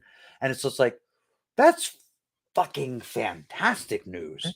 Like if they're right, that is some of the best climate news that we've had since like the 60s. But here's the thing: just say it's not true, right? Just say it's just as bad as the people were saying before, right? Right. But okay, so in our lifetime, it's not going to get substantially better under that model. Right. Well, don't you care about it being better in the future for some other people? I mean, that's to me, because to me it tells me that you don't actually have any real values, that they're not universal. They're just, you care about you and the life you have to lead in the world around you, and you don't give a fuck about what happens later. And here's the thing. As somebody, and look, I get it, especially if somebody, obviously that person has no children. And this is the thing, and like I said to that person and others, like, yeah, I have no children of my own either. I could not give a fuck, right? Because once I'm gone, there's nothing left of me. But Right. I do care though, because my values are more important than me. And that's where they come from, because I want the world to be a better place, and understanding that the world's going to continue on. Even if I live to be 100, the world's going to last longer than me. So I want the world to be better for whoever's left after I'm gone. So, redneck atheist. Hello, by the way. I'm actually voting for BFM, big fucking meteor. When I'm feeling down, I go there. But at the end of the day, despite humanity's all the problems, I actually want things to get better. And here's the thing too, and again, this is something else I don't understand about leftists, because like, okay, I get the right wing backing Putin. It's weird to me because, just like you and I, we grew up at the time when the Republicans were actually anti-Russia, right? Back in the day, and the idea that they would ever come around to be on Russia's side is weird. But I get it, because he's a right-wing authoritarian, hyper-capitalist. They are. So, of course, they support him. I mean, they're fools. But I don't understand leftists who, like, okay, they're against U.S. imperialism. And by the way, I'll say, as imperialist countries go, we're actually shit at it, because real imperialists take over the places and stay. See, we economically dominate people, and we use our economic power to manipulate them. That's actually not imperialist. That's actually hegemony. They're two different political systems. It's still problematic, to be sure, but it's not the same as knocking over countries and annexing them and taking them over and making them part of your empire. That's actually what imperialism means, to build an empire. Right. So how anybody who's remotely leftist could ever support Putin and wanted to see Russia win. And the only thing I can think of is that they're somehow deluded into this idea that Russia, today, modern Russia, is a continuation of leftist Soviet Union, which I'm not entirely sure that Soviet Union was actually ever all that leftist, maybe on paper, but, so they think that somehow that they're supporting some communist idea. Like, no, they threw that shit out a long time ago. Or the only other thing I could think of is if they're thinking it's a counterbalance against U.S. aggression. I'm like, yeah, but to whatever degree the United States is imperialist, more imperialism isn't the fucking solution. It isn't the solution, right? So, I mean, if Trump were to get reelected, because I mean, as far as like the U.S. being an empire, we are in a sense, as far as like, instead of like just knocking over the governments and seizing countries, we basically make them puppet states. Like the thinking that most of our allies are puppet states, I can understand that argument to a degree. But we'll find out how true that is if and when Trump is reelected. Right. Because if they stand by us, even if they complain, but if they're still allies, then they're puppets. Then depends they're to what degree. It depends to what degree that they stick by us. But here's the thing, though: we know from the last time Trump was president, Trump was there, that they did actually start moving away and starting to get strength in their own thing, because they realized, oh, we can't count on the U.S. for whatever it was we were counting on them before, and so really, like I said, so they're not. See, we manipulate them, but there's a difference between they're not true puppets. They have some autonomy, and again, that's what makes it hegemony, not imperialism. We've had the discussion before about the American empire, and I had basically said that I had believed that we were an empire, that the largest empire that the world has ever seen, and that we had the power was to an extent that we didn't need to physically take over other countries. We could just do it by pulling their strings, puppets. And it was Trump's presidency that made me realize that we'll put chinks in that idea. Right. Because it's just like, oh, European countries are going, wait, no, this isn't cool. Right. And it's like, it's not what puppet states would do. And especially now, and of course, Trump's not even president again. Hopefully he never will be again. But the fact that the Republicans in the House had held up aid for Ukraine and aid for Europe. So they're already starting to say, okay, well, we're not going to wait for the U.S. We're going to do shit on our own because we can't, even now under a Democratic president who is favorable to what they want, they know they can't count on us because the Dominionists in the House are holding it up. So in 1985, Pat Robertson had suggested that the United States Congress be disbanded, and that the presidency would become an all-powerful type position. And he believed so because Reagan was president and Reagan was a Bible thumper. And the idea was that Pat Robertson's dominionist ideas would be able to come to pass and that Reagan could create a Christian theocracy here without having to answer to Congress, because there would be no Congress. To dismantle the government of the United States has been the goal of dominionism since its inception. Yeah. Dominionism's inception. Well, and this is the other thing too that I've said for decades, because even before the Republican Party was completely co-opted by dominionists, that was dismantling the government was still part of their right-wing pseudo-libertarian kind of idea that, well, we want the government off our money. We don't want to be taxed. We want to be able to do economically whatever we want. And I would see Republicans who basically would run and say how they didn't believe in government, and yet they're running for office. I'm like, you know what? Never trust somebody to run government who doesn't believe in government. That's true. That's true. And here's the other thing too, actually, thinking about the leftists and the Soviet Union and everything. So I disagree with redneck atheists that the leftist Soviet Union died with Lenin, although that's where it went authoritarian. But what's really funny about it is I've heard some leftists try to tell me that, well, the Soviet Union wasn't really communists or socialist, that they were actually, it was actually state capitalism. And I'm like, okay, so you don't want to be tarred with the feather of, with the brush of all the shit the Soviet Union did that was bad. So somehow, and because everything to you that's bad is capitalism, so therefore somehow they were, and I'm like, no, you know what? China nowadays could probably be accurately called state capitalist because the government kind of runs things, but they do run things for profit. Soviet Union didn't run things for profit. They had design bureaus.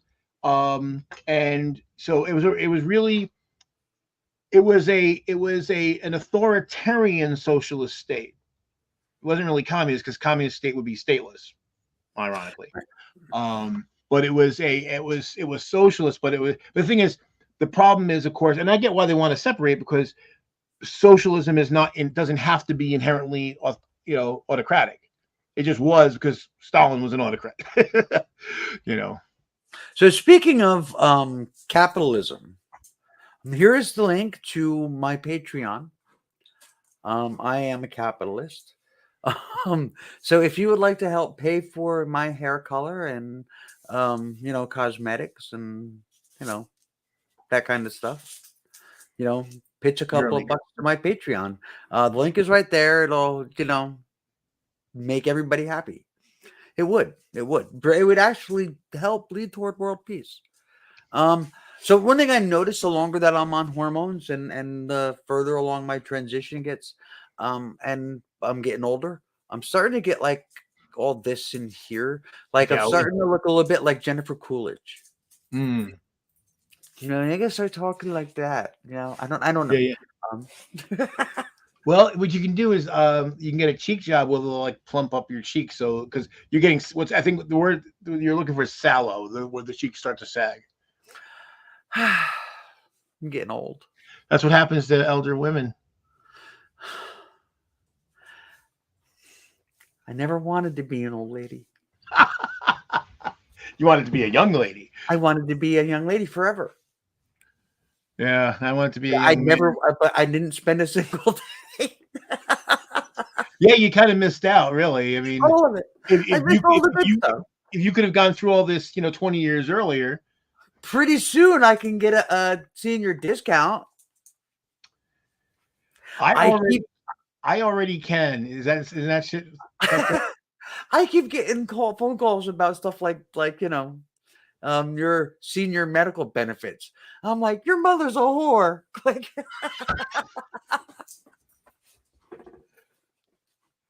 Well, here's something that was very sobering because I remember Suzanne and I, we both have 401ks and IRAs and all that kind of stuff. And I remember at one point years ago where whenever we needed to draw money out, Suzanne always had to do it because she was, once you get to 59 and a half, you don't pay any penalties. And then it occurred to me the other day, like, oh, it's only 4 more years until I can do that too. And like, whoa, that's weird. So at the store the other day, I was supermarket shop, right? And I was looking at, the ground beef and stuff and just checking the prices and the weights and stuff to figure out what I wanted. And the butcher was like right there. He said, "Can I help you, ma'am?" And I was all at once felt really good and kind of offended. Why offended? Ma'am, miss, I'm not a ma'am yet. That's funny. I guess maybe I am a ma'am. Yeah, we're getting older, just the way it is. The thing is, in here, I don't really feel any different, but then I get up and move and stuff like that, and my body is like, you idiot, you fool.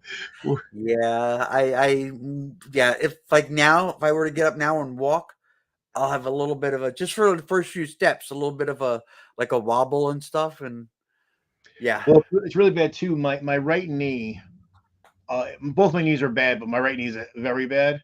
And of late, the last month or so, month and a half, it's been worse than ever. And it's because it usually was like a pain that would come and go. Now it just hurts all the damn time. And unfortunately, it really sucks because it's my dominant leg. So if I go up a set of stairs and there's no railing to hold on to, it's really hard. So and the weight doesn't help. But we're old. It's the funny thing is though, I mean, if other than my all gray mustache, I was looking. I was talking to a friend of mine, and I forget we were watching, and we saw some people that are around our age, and they looked old, and I'm like, well, I look at this person, I don't feel quite so bad about myself because at least I don't look all broken down and shit. Yeah, I mean, I have that, but at the same time, it's just like I got, the white in here. Can you see it? Yeah, in there. A little bit, yeah. But that's okay. In a couple of weeks, I'm going all red. So, oh wow, looking forward to that. Maybe that helped me feel young again. Cool. And yeah, I don't know. Maybe I can do the Jennifer Coolidge thing. Yeah, talk about sucking cock on camera. Well, hey, Jennifer Cool's sexy as fuck. So what the hell? And she made a whole career out of talking about sucking cock. And I love listening to her. Oh, she's hilarious. She is. Well, especially I remember the first couple times I saw her and stuff, because she kind of does the same thing that Jennifer Tilly does. She plays this character that's really dumb. Yes. And she's not a dumb woman at all, but she plays right. the first couple times, every role. And I remember seeing her in an interview, and she was talking like that, and I was like, oh my God, this woman's really that dumb. And then I saw her in an interview where she was herself, and I was like, oh, thank God. She was what is it? White Lotus. Do you see the series White Lotus? No. There's 2 seasons of it. And each season focuses on a different hotel called the White Lotus. Well, she was in both. And her character was exactly that, very wealthy, but very ditzy blonde. And she talked about sucking cock. It's just like, oh God, this is classic Jennifer Coolidge. But that's what I think of when I look in the mirror sometimes and I see all this down here. It's just I think of Jennifer Coolidge. Yeah, I'm looking. It's funny because, like I said, Jennifer Tilly did the same thing like 10 years earlier. Not too many people really remember her. She's Meg Tilly's sister, younger Right. sister. And let me see. So yes, so Meg Tilly. Sorry, Jennifer Tilly is 65. Let me see how old Jennifer Coolidge is. Oh, they both think Jennifer didn't even strike me. Jennifer Coolidge is 62.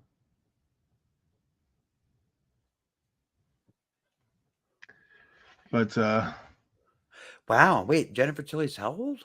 65. Oh. The first thing I remember her in was Moving Violations with Dana. Yep. What the fuck is Bill Murray's brother, Dana Murray. And who else was in that?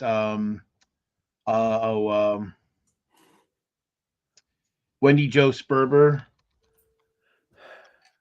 And I'm just bringing it up here now. Bride of Chucky, Bride of Chucky. Yeah, James Keats, Nedra Voles. I couldn't remember her name. Nedra Voles played Adelaide on Different Strokes. Oh no, it's John Murray, not Dana Murray. John Murray. Sally Kellerman was in it. Brian Becker. Brian Becker. Brian Becker played the nerdy kid guy in Fast Times at Ridgemont High. She was in Liar Liar. Who, Jennifer Tilly? Yeah. Yes. Ned Eisenberg, he's been in a lot of stuff. Fred Willard, of course, was in a million things. Yeah, I saw Moving Violations. A movie didn't do well at all, and it got panned. I love it. I've seen the movie probably 16 times. She was in a lot of stuff. Yeah, I'm looking at her. She was in a lot. Even today, she's doing a lot more voice work now, but she looks like she's still in stuff though. Yeah. And I tell you what, 65. If that picture does not look like someone that, like when I picture someone at 65, I think about when we were kids and what somebody from 65 looked like. Well, yeah. Yeah. Yeah. Yeah. You got to remember though, kids look at us and think how old we are. So. Oh, well, they're not wrong, but but I mean, the thing is, I've even looked at like pictures from back then, and people looked older. Yeah, Vsauce actually did an entire video on that. Why did people look so old in the past? Yeah, and part of it is how they dressed and all that. But yeah, so it was a combination of that they weren't, but a combination that they actually were. Right, and that's what it worked out to be. Is partly was the way they dressed, and it was also about healthcare. And we have better healthcare now and better food and blah blah blah blah nutrition. And, that we actually look younger longer. Mm. So yeah, it was a combination of things that did that. What's things I think about, like, so I'm 55, so my grandmother was 55 in 1975, so I was like 7, and I remember she looked at pictures of her, and I'm like, yeah, I definitely look way younger than she did back then. She had a kind of a rough life too. Yeah, that was one of the things that Michael and Vsauce said was, they had a harder life back then. Yeah, but still, I mean, when you look at like high school pictures of back then, they look like they were in their 30s. yeah. And I look at high school students now, and they all look like they're 12. So, well, it's true though, because I've even looked at a picture of myself when I was in high school, and I look young, but I don't look 30, and I don't look 12. Yeah, I don't know. I'm at an age where, like, I go to the doctor now, and the doctor is a child, and it's just like, really? They let you practice medicine? Yeah. Can you even go to the store by yourself? You can't even purchase tobacco. What are you doing here? Yeah. I got hit Um, on once by this guy, much younger, much younger than me. And he was under 21. And I was just like, I like men and you're a boy. He said, "Oh no, I'm a man." I'm like, "Are you?" He's like, "I am." I said, "What? Tell you what. Let's go to Doc's and you can buy me a drink." And he's like, "Well, I can't do that." I said, "You know why? because you're a Because you're boy. not a man." Oh man.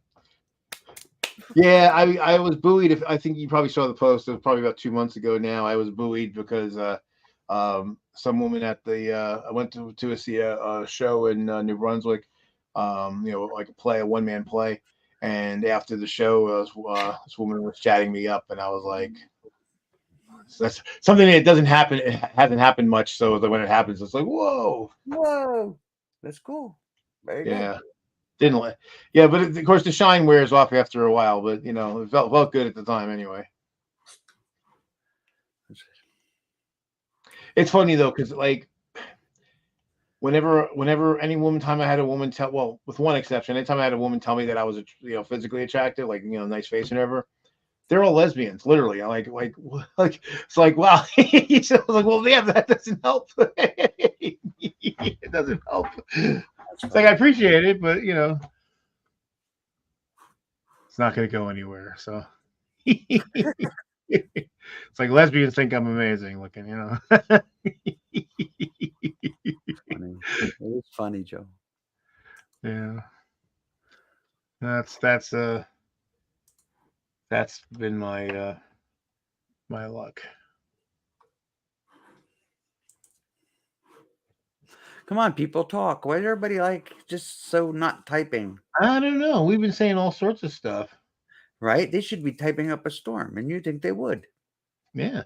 Well, I'll say something. Maybe they'll start something. So we were talking before about Autumn, and it was like, so when Autumn did that to you, and that really pissed me off because now she had unblocked me at some point, and I went in and I said what I had to say, and I was like, yeah, you know what, fine, I'm me, right? I don't, it doesn't matter, but doing that to Raven, I'm like, you fucked up, and I said, I hope someday you understand how much you fucked up, because when nobody else would be on your side, who was on your side?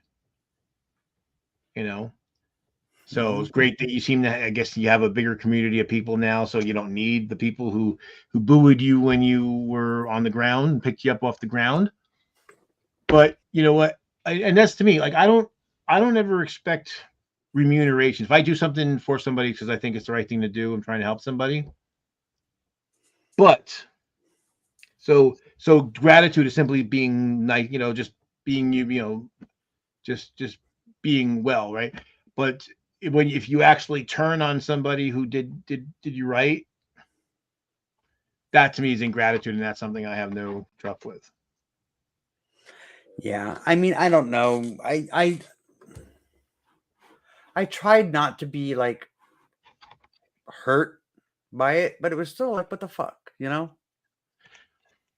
I mean, it's easier for me because Autumn and I mean, we got a little close, but not to the same degree that you did, and so it's easier for me. And again, it's easier. I just have an easier time. Just like when somebody does that, I can just go, well, fuck you, and move on. But yeah, it really bothered me that she treated you the way she did, because there was no reason for it. None. It is what it is. So I was offended on your behalf. Well, thank you. So yeah, so they're saying that you look like a rugged bull dyke.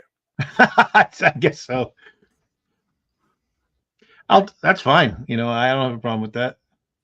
If assuming it's true. So that's the thing. It's like I'm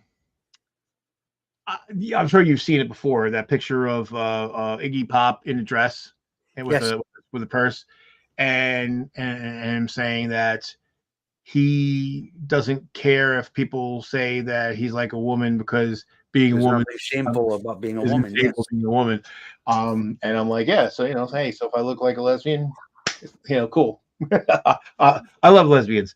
Did I ever tell you I told when I was actually the women of color thing. I actually told I had a conversation with a woman who was lesbian, and I told her how lesbians made my relationships with straight women better. Did I ever tell you that? No, no. Okay, so I was hanging out with my friend Michelle. Well, I have two friends, Michelle, but one of my friends is Michelle, and Michelle is nominally bisexual. She prefers men, but she's had her time with women, and probably still will. And so she knew a woman who was managing this lesbian bar. That's right near, where the Amboy Multiplex was. It was right over there. It's actually now the Den. It's actually, but now it's a go-go bar. But it was a lesbian bar for a while. Okay. So one night, she and I were hanging out. We went in there, and she actually had me step in first, which is like, okay. So we walk in, and so of course the women are there, and they see a man walk in, and so of course they tense up because they don't know who I am or what I'm all about, you know. And then Michelle followed me, so then they said, okay, well, he's with somebody, and they kind of they stayed airy, but they calmed down a little bit. So then, as I was there, once I demonstrated that I wasn't going to be, some, douchebag, that I wasn't hitting on them, and I wasn't saying, and wasn't like making, ridiculous comments and asking ridiculous questions. So they chilled out, and then for me, it was really cool because I just love being around women, and not necessarily in a romantic or sexual way. I just prefer to be around women. Always do. Always have. I don't like men that much. I have a certain men that I like, and other than that, I don't really like most men. Okay. And so it was really cool. And so I got to be around women, but because they were all lesbian, like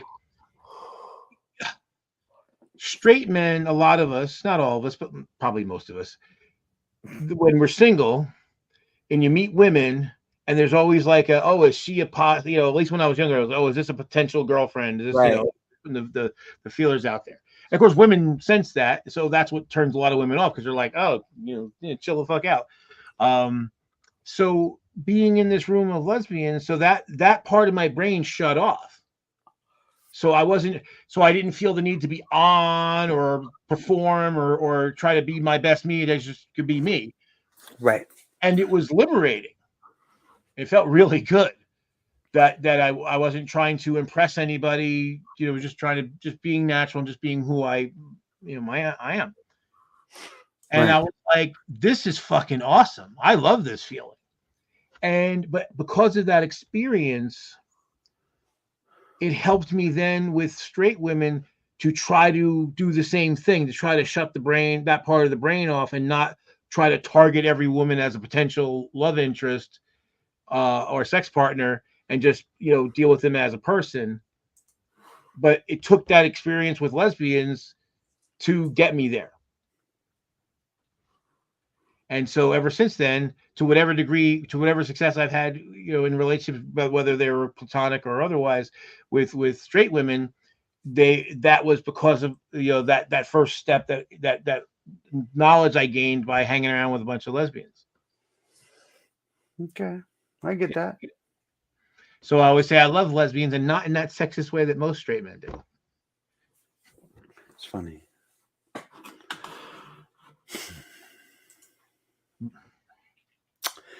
Men in general suck. Sorry, guys. Pretty much, yeah. Pretty much. And I was really unaware of how much so until I transitioned. Oh yeah, with all the people hitting on you and attacking you, saying nasty shit to you. Oh my God. It was, yeah. Once I presented as a woman, everything changed. It was all very quickly. And it's just like, it really does seem as though a large number, I don't want to say it's a majority, but it probably is, of men, whether they know it or not, spend most of their time looking for someplace to put their dick. Well, like what was I saying before? And I don't want to say that they're aware of it. But it was just like as soon as I presented as a woman, the world reacted in kind. And yeah, both my Facebook accounts went off the fucking charts.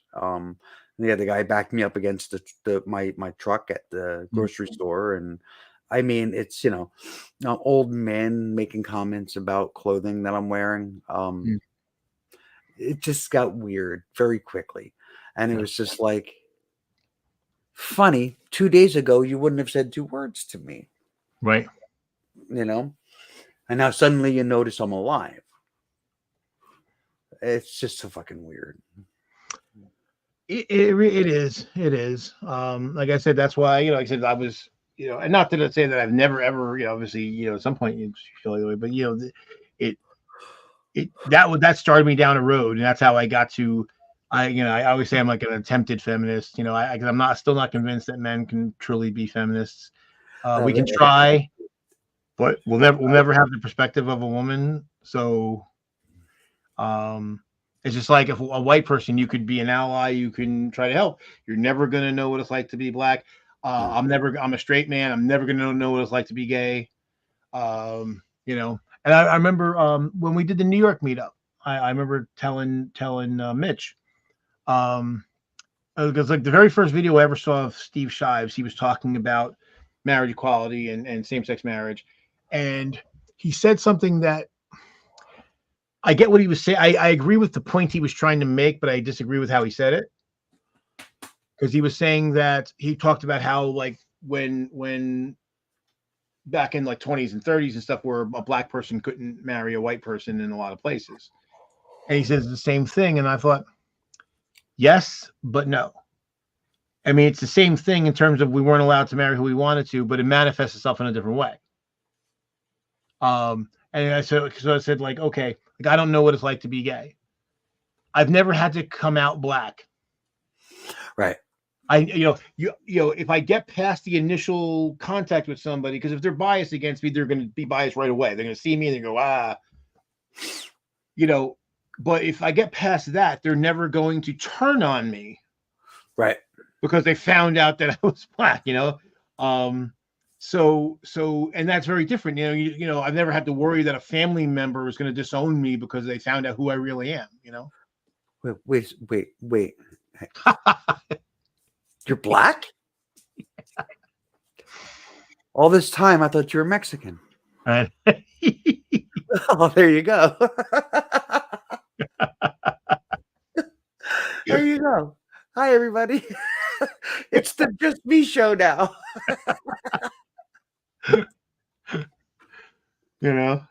That's funny. But yeah, it's that's the thing. So I don't know. So I mean, I've heard some people say, and it's true. Like obviously, like if you're gay, someone might not know you're gay, right? I don't have that luxury, but not that you should have. You should have to ever hide it. But the thing is, though, yeah, but it's different. Like I said, I don't ever have to go through. There's things that I don't have to go through that gay people have to go through all the time. So I don't say that my experience is the same as theirs. They're analogous to one another. We need the same things at the end of the day, but they're not the same. And that's okay. They don't have to be the same to be analogous or for gay people to need what they need, need the same things that I need and vice versa. And that's why I always get mad at people on our side of the fence that try to get into the victimhood Olympics as to who's got it worse. I don't give a fuck who has it worse. It doesn't matter. It doesn't matter. If all the people who are disadvantaged in society joined up, we're actually like 75, 80% of the population. We're actually a majority. Yep. So if we stop, and I've said back in the 90s, I was like, we fight over the scraps while the meal grows cold on the table.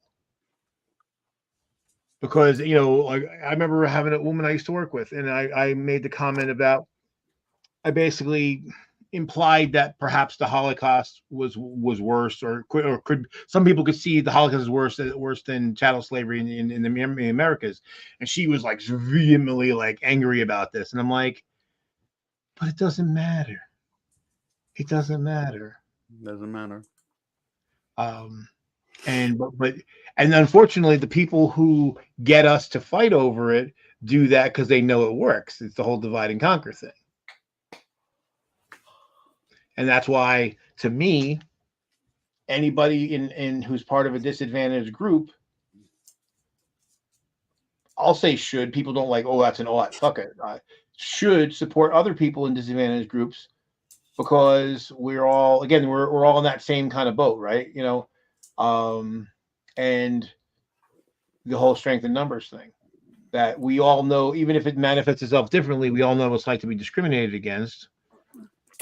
And we all need the same thing at the end of the day. So when I see someone in one disadvantaged group attack people in another disadvantaged group, I'm like, really? Like what did I say? Well, how many times did I say to Kazoom, right? Yep. We'll all be up against the same wall together when the shit hits the fan. Yeah, that one looks Jewish, and that one looks like a coon who let all the riffraff into the room.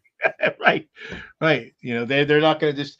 That's the one time they won't discriminate. They're just going to, oh, you're trans and you're gay and you're black and you're Hispanic. There's one in the spotlight. He don't look you're right. Jew and they're all going to use the same bullets against us. Get them up against the wall. And the thing is, anymore with these dominions, it's not even fucking hyperbole because they talk about it openly now. Some of them. Well, I mean, back when Ted Cruz was running 2016.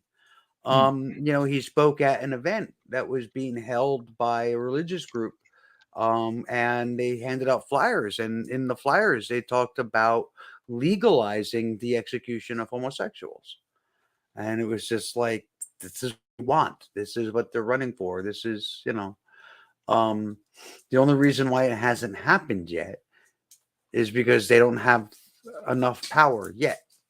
Right. But as soon as they have it, they'll do it. Right. Yeah. People talk about like the fall of America is coming. Actually, no, I think it's already come. Just don't know it yet. Yeah. I mean, now, is it irreparable? I don't think so, but it will be if we, oh, he's boring. That's my thing. Oh, I want someone who inspires me. You know what inspires me? Stopping fascists. That fucking inspires the shit out of me. Here's the thing: is like you said it before, though, right? Every election, it's more and more the most important election ever. If that happens, if every election is the most important election ever, even more so than the last one, which was the most important election ever, then we've already lost. Because eventually there won't be any more elections. Yeah. I mean, and this is the reason why whenever I hear people that are, that want to do the both sidesism or say, oh, the voting doesn't matter, just onward and giving up on it, I'm like, okay, again, if I can't stop the runaway train, I want to at least try to slow it down so maybe some future generation can change the direction. But when I've heard so many people, again, on our side of the fence who have this fatalistic thing, and I'm like, wow, I wish I could live on the mountain of privilege you're sitting on to basically say, it doesn't matter. It's, whether we collapse tomorrow or 5 years from now, it doesn't matter. Really? Okay, especially if they're activists. Because I'm like, well, then how about you try to protect the people you supposedly are an ally of, right? Because that's, to me, if someone's if we're all getting pushed off the cliff and I'm first, and you're in the back of the line, and you could kind of resist the guy pushing so that I don't go off the cliff just yet, and you say, fuck it, you were not my ally. Yep, exactly. Dog, would you chill out? What is with you? What is with you? And as an older person, I actually feel a special obligation because I'm not as in danger as some of the rest. I've had a certain level of economic prosperity. I'm in New Jersey, so it's not as bad. It's never going to be as bad here as it is in some places. So, and I'm a man, so again, that gives me some advantages, even though being black kind of nullifies a lot of those privileges, but there's still some. Mm. There's still some. So I'm like, okay, so hey, so it's up to me. So you know, if I have to take it on the chin to give others a chance, then that's what I should do. That I really do honestly think that that is kind of something that older people should obligate themselves to do. I mean, we can't make society make them do it, but I think that they should obligate themselves to do it. Otherwise, especially if there's especially someone that claims to be an activist, then you're not an activist. You're not. You're not an activist unless you are working to minimize the harm to the best you can, however little you personally can do. If you're not doing that, then you're not an activist. You're just somebody who likes to complain. In which case, shut the fuck up because I don't care what you have to say. Agreed. So, speaking of being active and being an activist, there is my link for Patreon for anyone who wants to become a patron and pitch me $5 or $10 or $400 a month if that's what you choose. 500 if it strikes you to do so. If it helps to make your decision to know that I need to buy new bras because I'm having top surgery in June. So yeah, I have my appointment finally for top surgery. That's in June 11th. So new boobages. I think I am still because I'm looking. I went over to it's saying upgrade, so I thought I'm at least giving you $5. Not anymore. No. No, it said February 5th. You canceled. Oh. Where'd it go? Okay. Notifications. Serious Mind canceled their membership February 5th. Okay. I am not trying to guilt you into giving. Well, no, that's okay. But I'm back. Like I said, I realized I was spending like lots of money on Patreon, so I kind of unsubscribed from all of them. Did you? Yeah. I know. I had Amazing Atheist was actually one of my patrons for a while, which I thought was weird. He was giving me $5. Coctopus Prime was giving me $5. Ed Galen was giving me $5 for a while. And I was like, how come everybody's always doing $5? How come I ain't got no $1,000 patrons? What's wrong with you people? Yeah. Everybody deserves $1,000 patron. No? Okay. All right. Maybe not everybody, but you know what I mean. Easy now. Yeah. Yeah, it's funny. I think about the both sides of them. I'm like, okay, when you can find a Democrat in Congress as out there as Marjorie Taylor Greene or Lauren Boebert that's on the Democratic side, then you'll have a point. Mm-hmm. But I bet you can't find that one. Nope.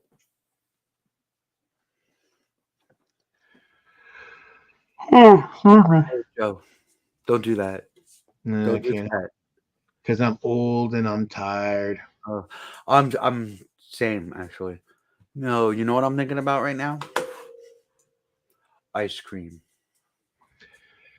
Yeah, that sounds really good. It sounds really bad too, but it sounds really good at the same time. Yeah, weird, right? Isn't that weird?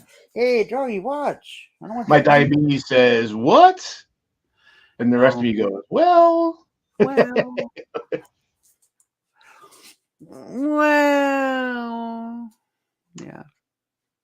Yeah, and that's one of those things where as much as I think it would be hell to know exactly when you die, like if you knew, okay, hey, I've got, 3 years, 2 years, 1 year, I think it would drive you insane. But on the other hand, it's kind of like the Dominionists, right? They think the world's coming in real soon, so you don't have to worry about all these other things. And it's like if you knew, hey, look, I know that no matter what I do, I got 5 months left. Fuck it, all the ice cream, all the ice cream. I was depressed. I woke up last night, 2:00 in the morning, I guess it was. And I sat in the living room with a container of ice cream. I ate half the container. It was really pathetic. Oh. You know, it was like the trope of the depressed woman with the ice cream. I mean, it really was. Mm. It's been a rough week. Yeah. Yeah. So, you know, for those of you watching who didn't know, so the thumbnail for this stream is a friend of mine. Her name is Carrie Ann, and on February 27th, her body was found in a pickup truck, in next town over. It was actually the town that she lived in. So I've known Carrie since we were basically in first grade. So we grew up in the same community. She lived around the corner from me, and we were never a couple. She was never like my girlfriend. But the way I explained it to Peach was like, if you were to like to have like a scale, or like in like different layers, like each layer is further away from you being in the center, right? So you have yourself in the center, and then you have like the first layer, would be like the closest people to you, like your spouse or your girlfriends and that kind of stuff, right? And then maybe the next ring out, she would have been like in that layer, so she was like one removed from like, a love interest. So we were very close. I actually got shot in the head for her. What? And yeah.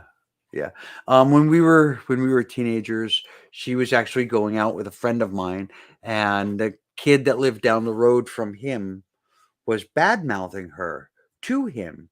And I'm like, Steve, defend your girlfriend.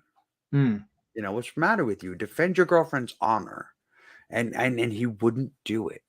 And I had known her a lot longer than he did.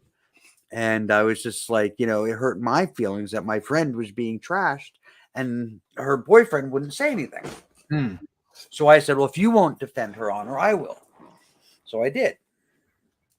And we were like 2 houses away from this kid's house. And he ran into his house, and he came out on his deck with a rifle. And it was a air-powered hunting rifle. It shot pellets. Not like a BB. These were like for hunting small game. They were football-shaped pellets. Right. I got you. And he pumped it up and pumped it up and he pumped it up. He pumped the shit out of it, as much as he could. And he pointed at me and he said, I'm gonna shoot you. And I said, oh, fuck you. You ain't gonna shoot me. And I turned around, started walking away. He shot me. And they had rushed me to the hospital to remove the pellet from my head.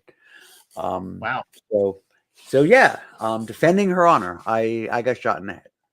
Damn. Yeah. So yeah, I never did that for anybody. And when she turned 16, she disappeared. She ran away to the city to become a dancer, and some of the dancing was, ballet, that kind of stuff. And some of the dancing was, well, there were poles involved. Exotic, yes. And, she did burlesque and that kind of stuff. And, she never said for sure, but I'm going to assume there was sex work involved that was more than just dancing on poles. She was young and she was in the city. Right. But every now and then she would come back. She would just show up again. So over the years, she popped back into my life more than once. We'd hang out, and we'd go out and party, and we'd go dancing, and we'd just hang out and have a good time. And then all of a sudden she'd be gone. And she recently came back 2 years ago. She just kind of poof reappeared in my life again and hung out. And she was dating this guy, Brian, who actually turned out to be a douchebag. And he wasn't around long, but she was really flirty. We flirted a lot. and we hung out, got high, which isn't something I really do, but whatever. We hung out with my friend Genevieve, so it was cool. There's a picture of me, Carrie, and Genevieve on Facebook. We had a good time, and she was always involved in drama. She was one of those girls where there was always drama. There was always something. It was always something. And it was just, I'm in a serious, very serious relationship. You got kids, I work in a school. You know what I mean? I don't have the kind of life where drama is something that I got time for. So, I kind of distanced myself because of that. And I saw her a couple weeks ago at the local ShopRite. She has her arms around my neck and she said, we got to do something. We got to go out. And I'm like, yeah, let's do that. We'll go. There's a place up here called Blue Arrow. We'll go to Blue Arrow. They have music events. Yeah, we'll do that. We'll do that. So we were supposed to go and I canceled. And then I didn't hear from her. And then I read on Facebook, there was a body was found in a pickup truck. And it was all like rumor type stuff. And I was like, oh my God, that's crazy. And they're like, oh, the state police, they had to close the road closed down. They're investigating and there are bullet holes and blah, blah, blah, blah, blah, blah. I was like, wow, that's crazy. And I went about my life. And then a couple of days ago, I got a call from her roommate saying that that she had passed and that they had found her body in a pickup truck. And I was like, wait a second. Was it this, and I described the story, and yeah, that was her. Oh, wow. So, yeah. So it hit me pretty hard. And actually he told me, and at first I didn't believe him until he verified that the story that I had read about on Facebook was her. And then it was like, okay, that really kind of started to sink in. But even then, it was another 24 hours before it really hit me, and it hit me pretty hard. And it was just because a lot of reasons, I guess. Like she was only 49. So it's like she's young. And also because there's a million years of her disappearing and reappearing. And it's like, and then when it finally hit me, it was just like, she's not going to reappear. Right. And then this is it. And I don't know. That sucked. Yeah. So her name is Carrie Ann, and that is why the title of the stream is "What's Your Game?" The song by the Hollies. Yeah, hey Carrie Ann, what's your game? Can anybody play? So, and that's her picture in the thumbnail. Yeah. Well, I'm very sorry about your friend. We've all lost friends, and so you get an idea what it feels like. It never feels good. No, like knowing that person, they're just never going to be there again. And and I was talking to Suzanne about this today. I was like, yeah, I don't believe that there's going to be, I don't believe in a hereafter. I don't believe that we continue. So, right. So, and in a way, it's funny because, obviously there's a lot of believers like, oh, you just don't want to believe it. I'm like, well, there's certainly stuff about it I wouldn't want to believe, but, it's very attractive, the idea that, oh, well, we're going to go to some magical place and we're all those people we love that we miss, so we're going to see them again. I wish I could believe that. Right. That's something that really kind of hit home with me when my dad died. When, I was just, all the believers, my dad was a believer. And all of the believers at his service, and it was just like, how comforting it must be to believe that he is someplace better. And that, he's no longer in pain and his suffering is over and that one day you'll see him again. How comforting that must be. I wish I had that. I don't.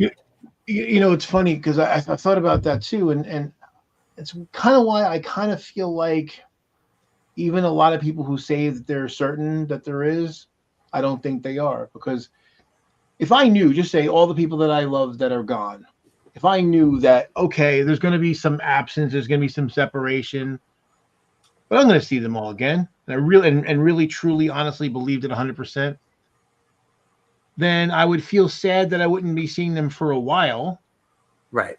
but I wouldn't be broken up in the same way I am knowing that I'm never ever going to see them again.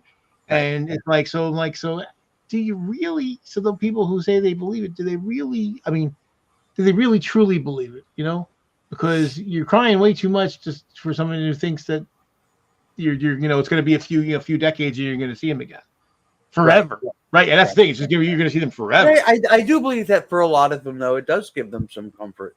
And whether they truly believe it or not, I don't know if it. I don't know. No, like I said, I think. But I think they at least tell themselves that, yes. because it provides a certain amount of comfort. Exactly. That's the thing. That's why I feel like it's like, well, it's more comforting to believe that's true than to face the fact that it probably isn't. So Right. I'll just I'll mollify myself with that idea because the reality is too painful. You know, I'm kind of in almost as much pain as I would be like this stuff. And it's funny too. Like my mom died. It's going to actually we just passed 2 years, and you know, and it was a complicated relationship to be sure. But I do miss her. There's lots of times there's things I used to share with her that I miss not being able to share with her. But actually, I kind of mourned in my own way, but I didn't really cry. You know, it was just kind of like the finality of it was like, well, you know, and again, mom had cancer and she wasn't doing well. And she hadn't been feeling well for a long time, even before the cancer. I mean, she had actually tried to kill herself like probably like 10 years ago. And because you know, she basically, you know, she was in a lot of pain. And so, you know, she really is truly better off than she was. And the thing is, like, her hip had degenerated to the point where she needed surgery, and then they said, well, you can't get it because you're too heavy, you have to lose weight. So she lost all the weight, and then they said, oh well, the damage is too thorough and we can't do it. So here she was, and she was totally with it mentally, but her body was shot. And so she's in a nursing home with people. In fact, at one point they had moved her because since she's a permanent resident, they moved her on the floor of permanent residence. And these were all people who, you know, their brains were tapioca. So there was like no socialization, and she was like in a prison. And I went there and I fought, and I was like, you motherfuckers better get her some socialization, get her down where the rest of the people are. Like, I don't give a fuck that, well, we have this policy. Fuck you and fuck your policy. I'm gonna run roughshod over you if you don't do something, because this is cruel. This is cruel, exactly. And I will call all the stations, and I will call all the lawyers, and I will do everything I can to make your life a living fucking hell. Yeah. If you don't do it. And then they eventually did move her back down to the second floor with the people that were, you know, transient patients. But yeah, I mean, the fact of the matter is, you know, she had contracted cancer. She got treated. She was actually responding very well to the treatment, and they had finished the first battery. And then, like, they usually, like, they wait to kind of see, because they don't want to keep throwing the chemicals in you if they don't need to. Right. And the cancer came back with a fucking vengeance. That's a shame. Yeah, and then she got frail and everything. So it's like, yeah, so she wasn't happy for a long time. She was in pain for a long time, and it wasn't going to get better. And she was basically in a, you know, unfortunately, because she needed round the clock care, she had to be in the facility, but it was almost a prison. So yeah, so I was like, well, you know, it was sad. I'm sad that she's not here to interact with her, but I'm happy for her that her suffering ended. You know, the sadness is for myself. It's just, you know, because there, you know, her. I mean, at least I was glad at least that thanks to DNA, I was able to find her other sister and her brother. Right. So at least, because her two sisters she grew up with were gone, so at least she had, you know, and so she kept in touch with them a lot. So at least she had that interaction. So she got to know her siblings that she was denied most of her life. But yeah, I mean, I couldn't really cry because I was like, well, you know, she's better off. You talked about your sadness and how it was like, it's for you. And it's like, well, I mean, when people pass, funerals are for the living. Right. The dead people don't care. Yeah. They're dead. Well, that's the reason why, like when my father died, like he had made very clear he was not. It's funny because he was not a religious man. He insisted on my sister Lillian having a church funeral, and then when my siblings asked him, "Dad, you want a church funeral?" He's like, "No." So he was like very much against it. They had one anyway, and I could have spoken up, but I let it go because, like you say, the funeral's for the living; it's not for the dead. Yeah. So I let it go. But it wasn't what he wanted. Yeah. And on that note, what was that?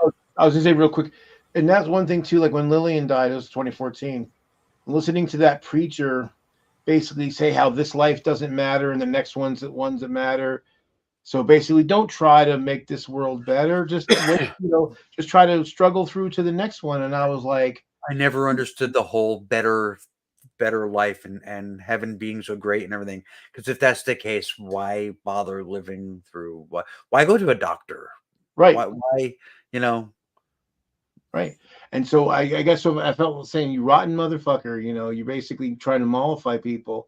Yeah. It's like, well, let's make this life better as best we can, to the degree that we can. I was angry. I just was so fucking angry. But and that's the reason why I figured out, though, that's why religions, particularly Christianity, has the prohibition against suicide, because they tell you that this life doesn't matter. This is empty rags. It doesn't mean anything. And the next life is awesome and everything's wonderful. And you'll see all the people you love and blah, blah, blah. And you'll sit on a cloud and whatever other bullshit they tell you. So why wouldn't you end it, right? If that was what really is like, well, shit, this sucks and that's awesome. So let's fucking get there quick. No, you can't do that. If you kill yourself, then you don't get to go to the magic place. Oh, fuck. You mean I have to go through all this bullshit to get there? Yeah. Yeah, it's your reward for suffering. Mm-hmm. Yeah, celestial North Korea as your reward. Right, like Hitchens said. Yeah. Well, that's the other thing too. I think it's kind of funny because most of what we think of heaven and hell are not from the Bible; they come from other sources. Right. And what's actually in there, in like the Book of Daniel and the Book of Revelations, heaven sounds awful. Awful. Yeah. You would sit there praising fucking constantly for eternity while these weird creatures are around you with 4 wings and 3 heads and covered with eyes so they can watch everything you do. Yeah, and all you get to do is like, God's great, God's great, God's great. Like, really? That's it? On and on without end. While the people you love that might have been sent to hell, you get to watch them suffer for eternity. Poor grandma down there. Oh, God, I remember Edward Tart. Do you remember the YouTuber Edward Tart? No. Oh wow, I'm surprised you never knew about him. Okay, he was a former Catholic priest. He had been a Catholic priest in the 60s and became an atheist. And he had to do great videos about all the bullshit he did when he was a priest, all the stuff that they taught him to believe, and he believed for a while, and then he eventually got away from it. But I remember one video, I couldn't find it again, but he was like, knowing that because his mother was an atheist too. So he said, but so according to the Christian beliefs, that if I'm in heaven and she's in hell, that I'd be like, right on, God, right on, like, yay, yeah, let her suffer. Oh yeah. And I'm like, and there's people that are alive today, Dominionists, that are looking forward to being in heaven and like gleeful over the people suffering. And I'm like, even if I thought that was true, and even if I thought the people that were suffering deserved it, I wouldn't be gleeful over it. Jeez, that's fucking deranged. Isn't it awful? It's deranged. Really, yeah. It's really fucking bizarre. I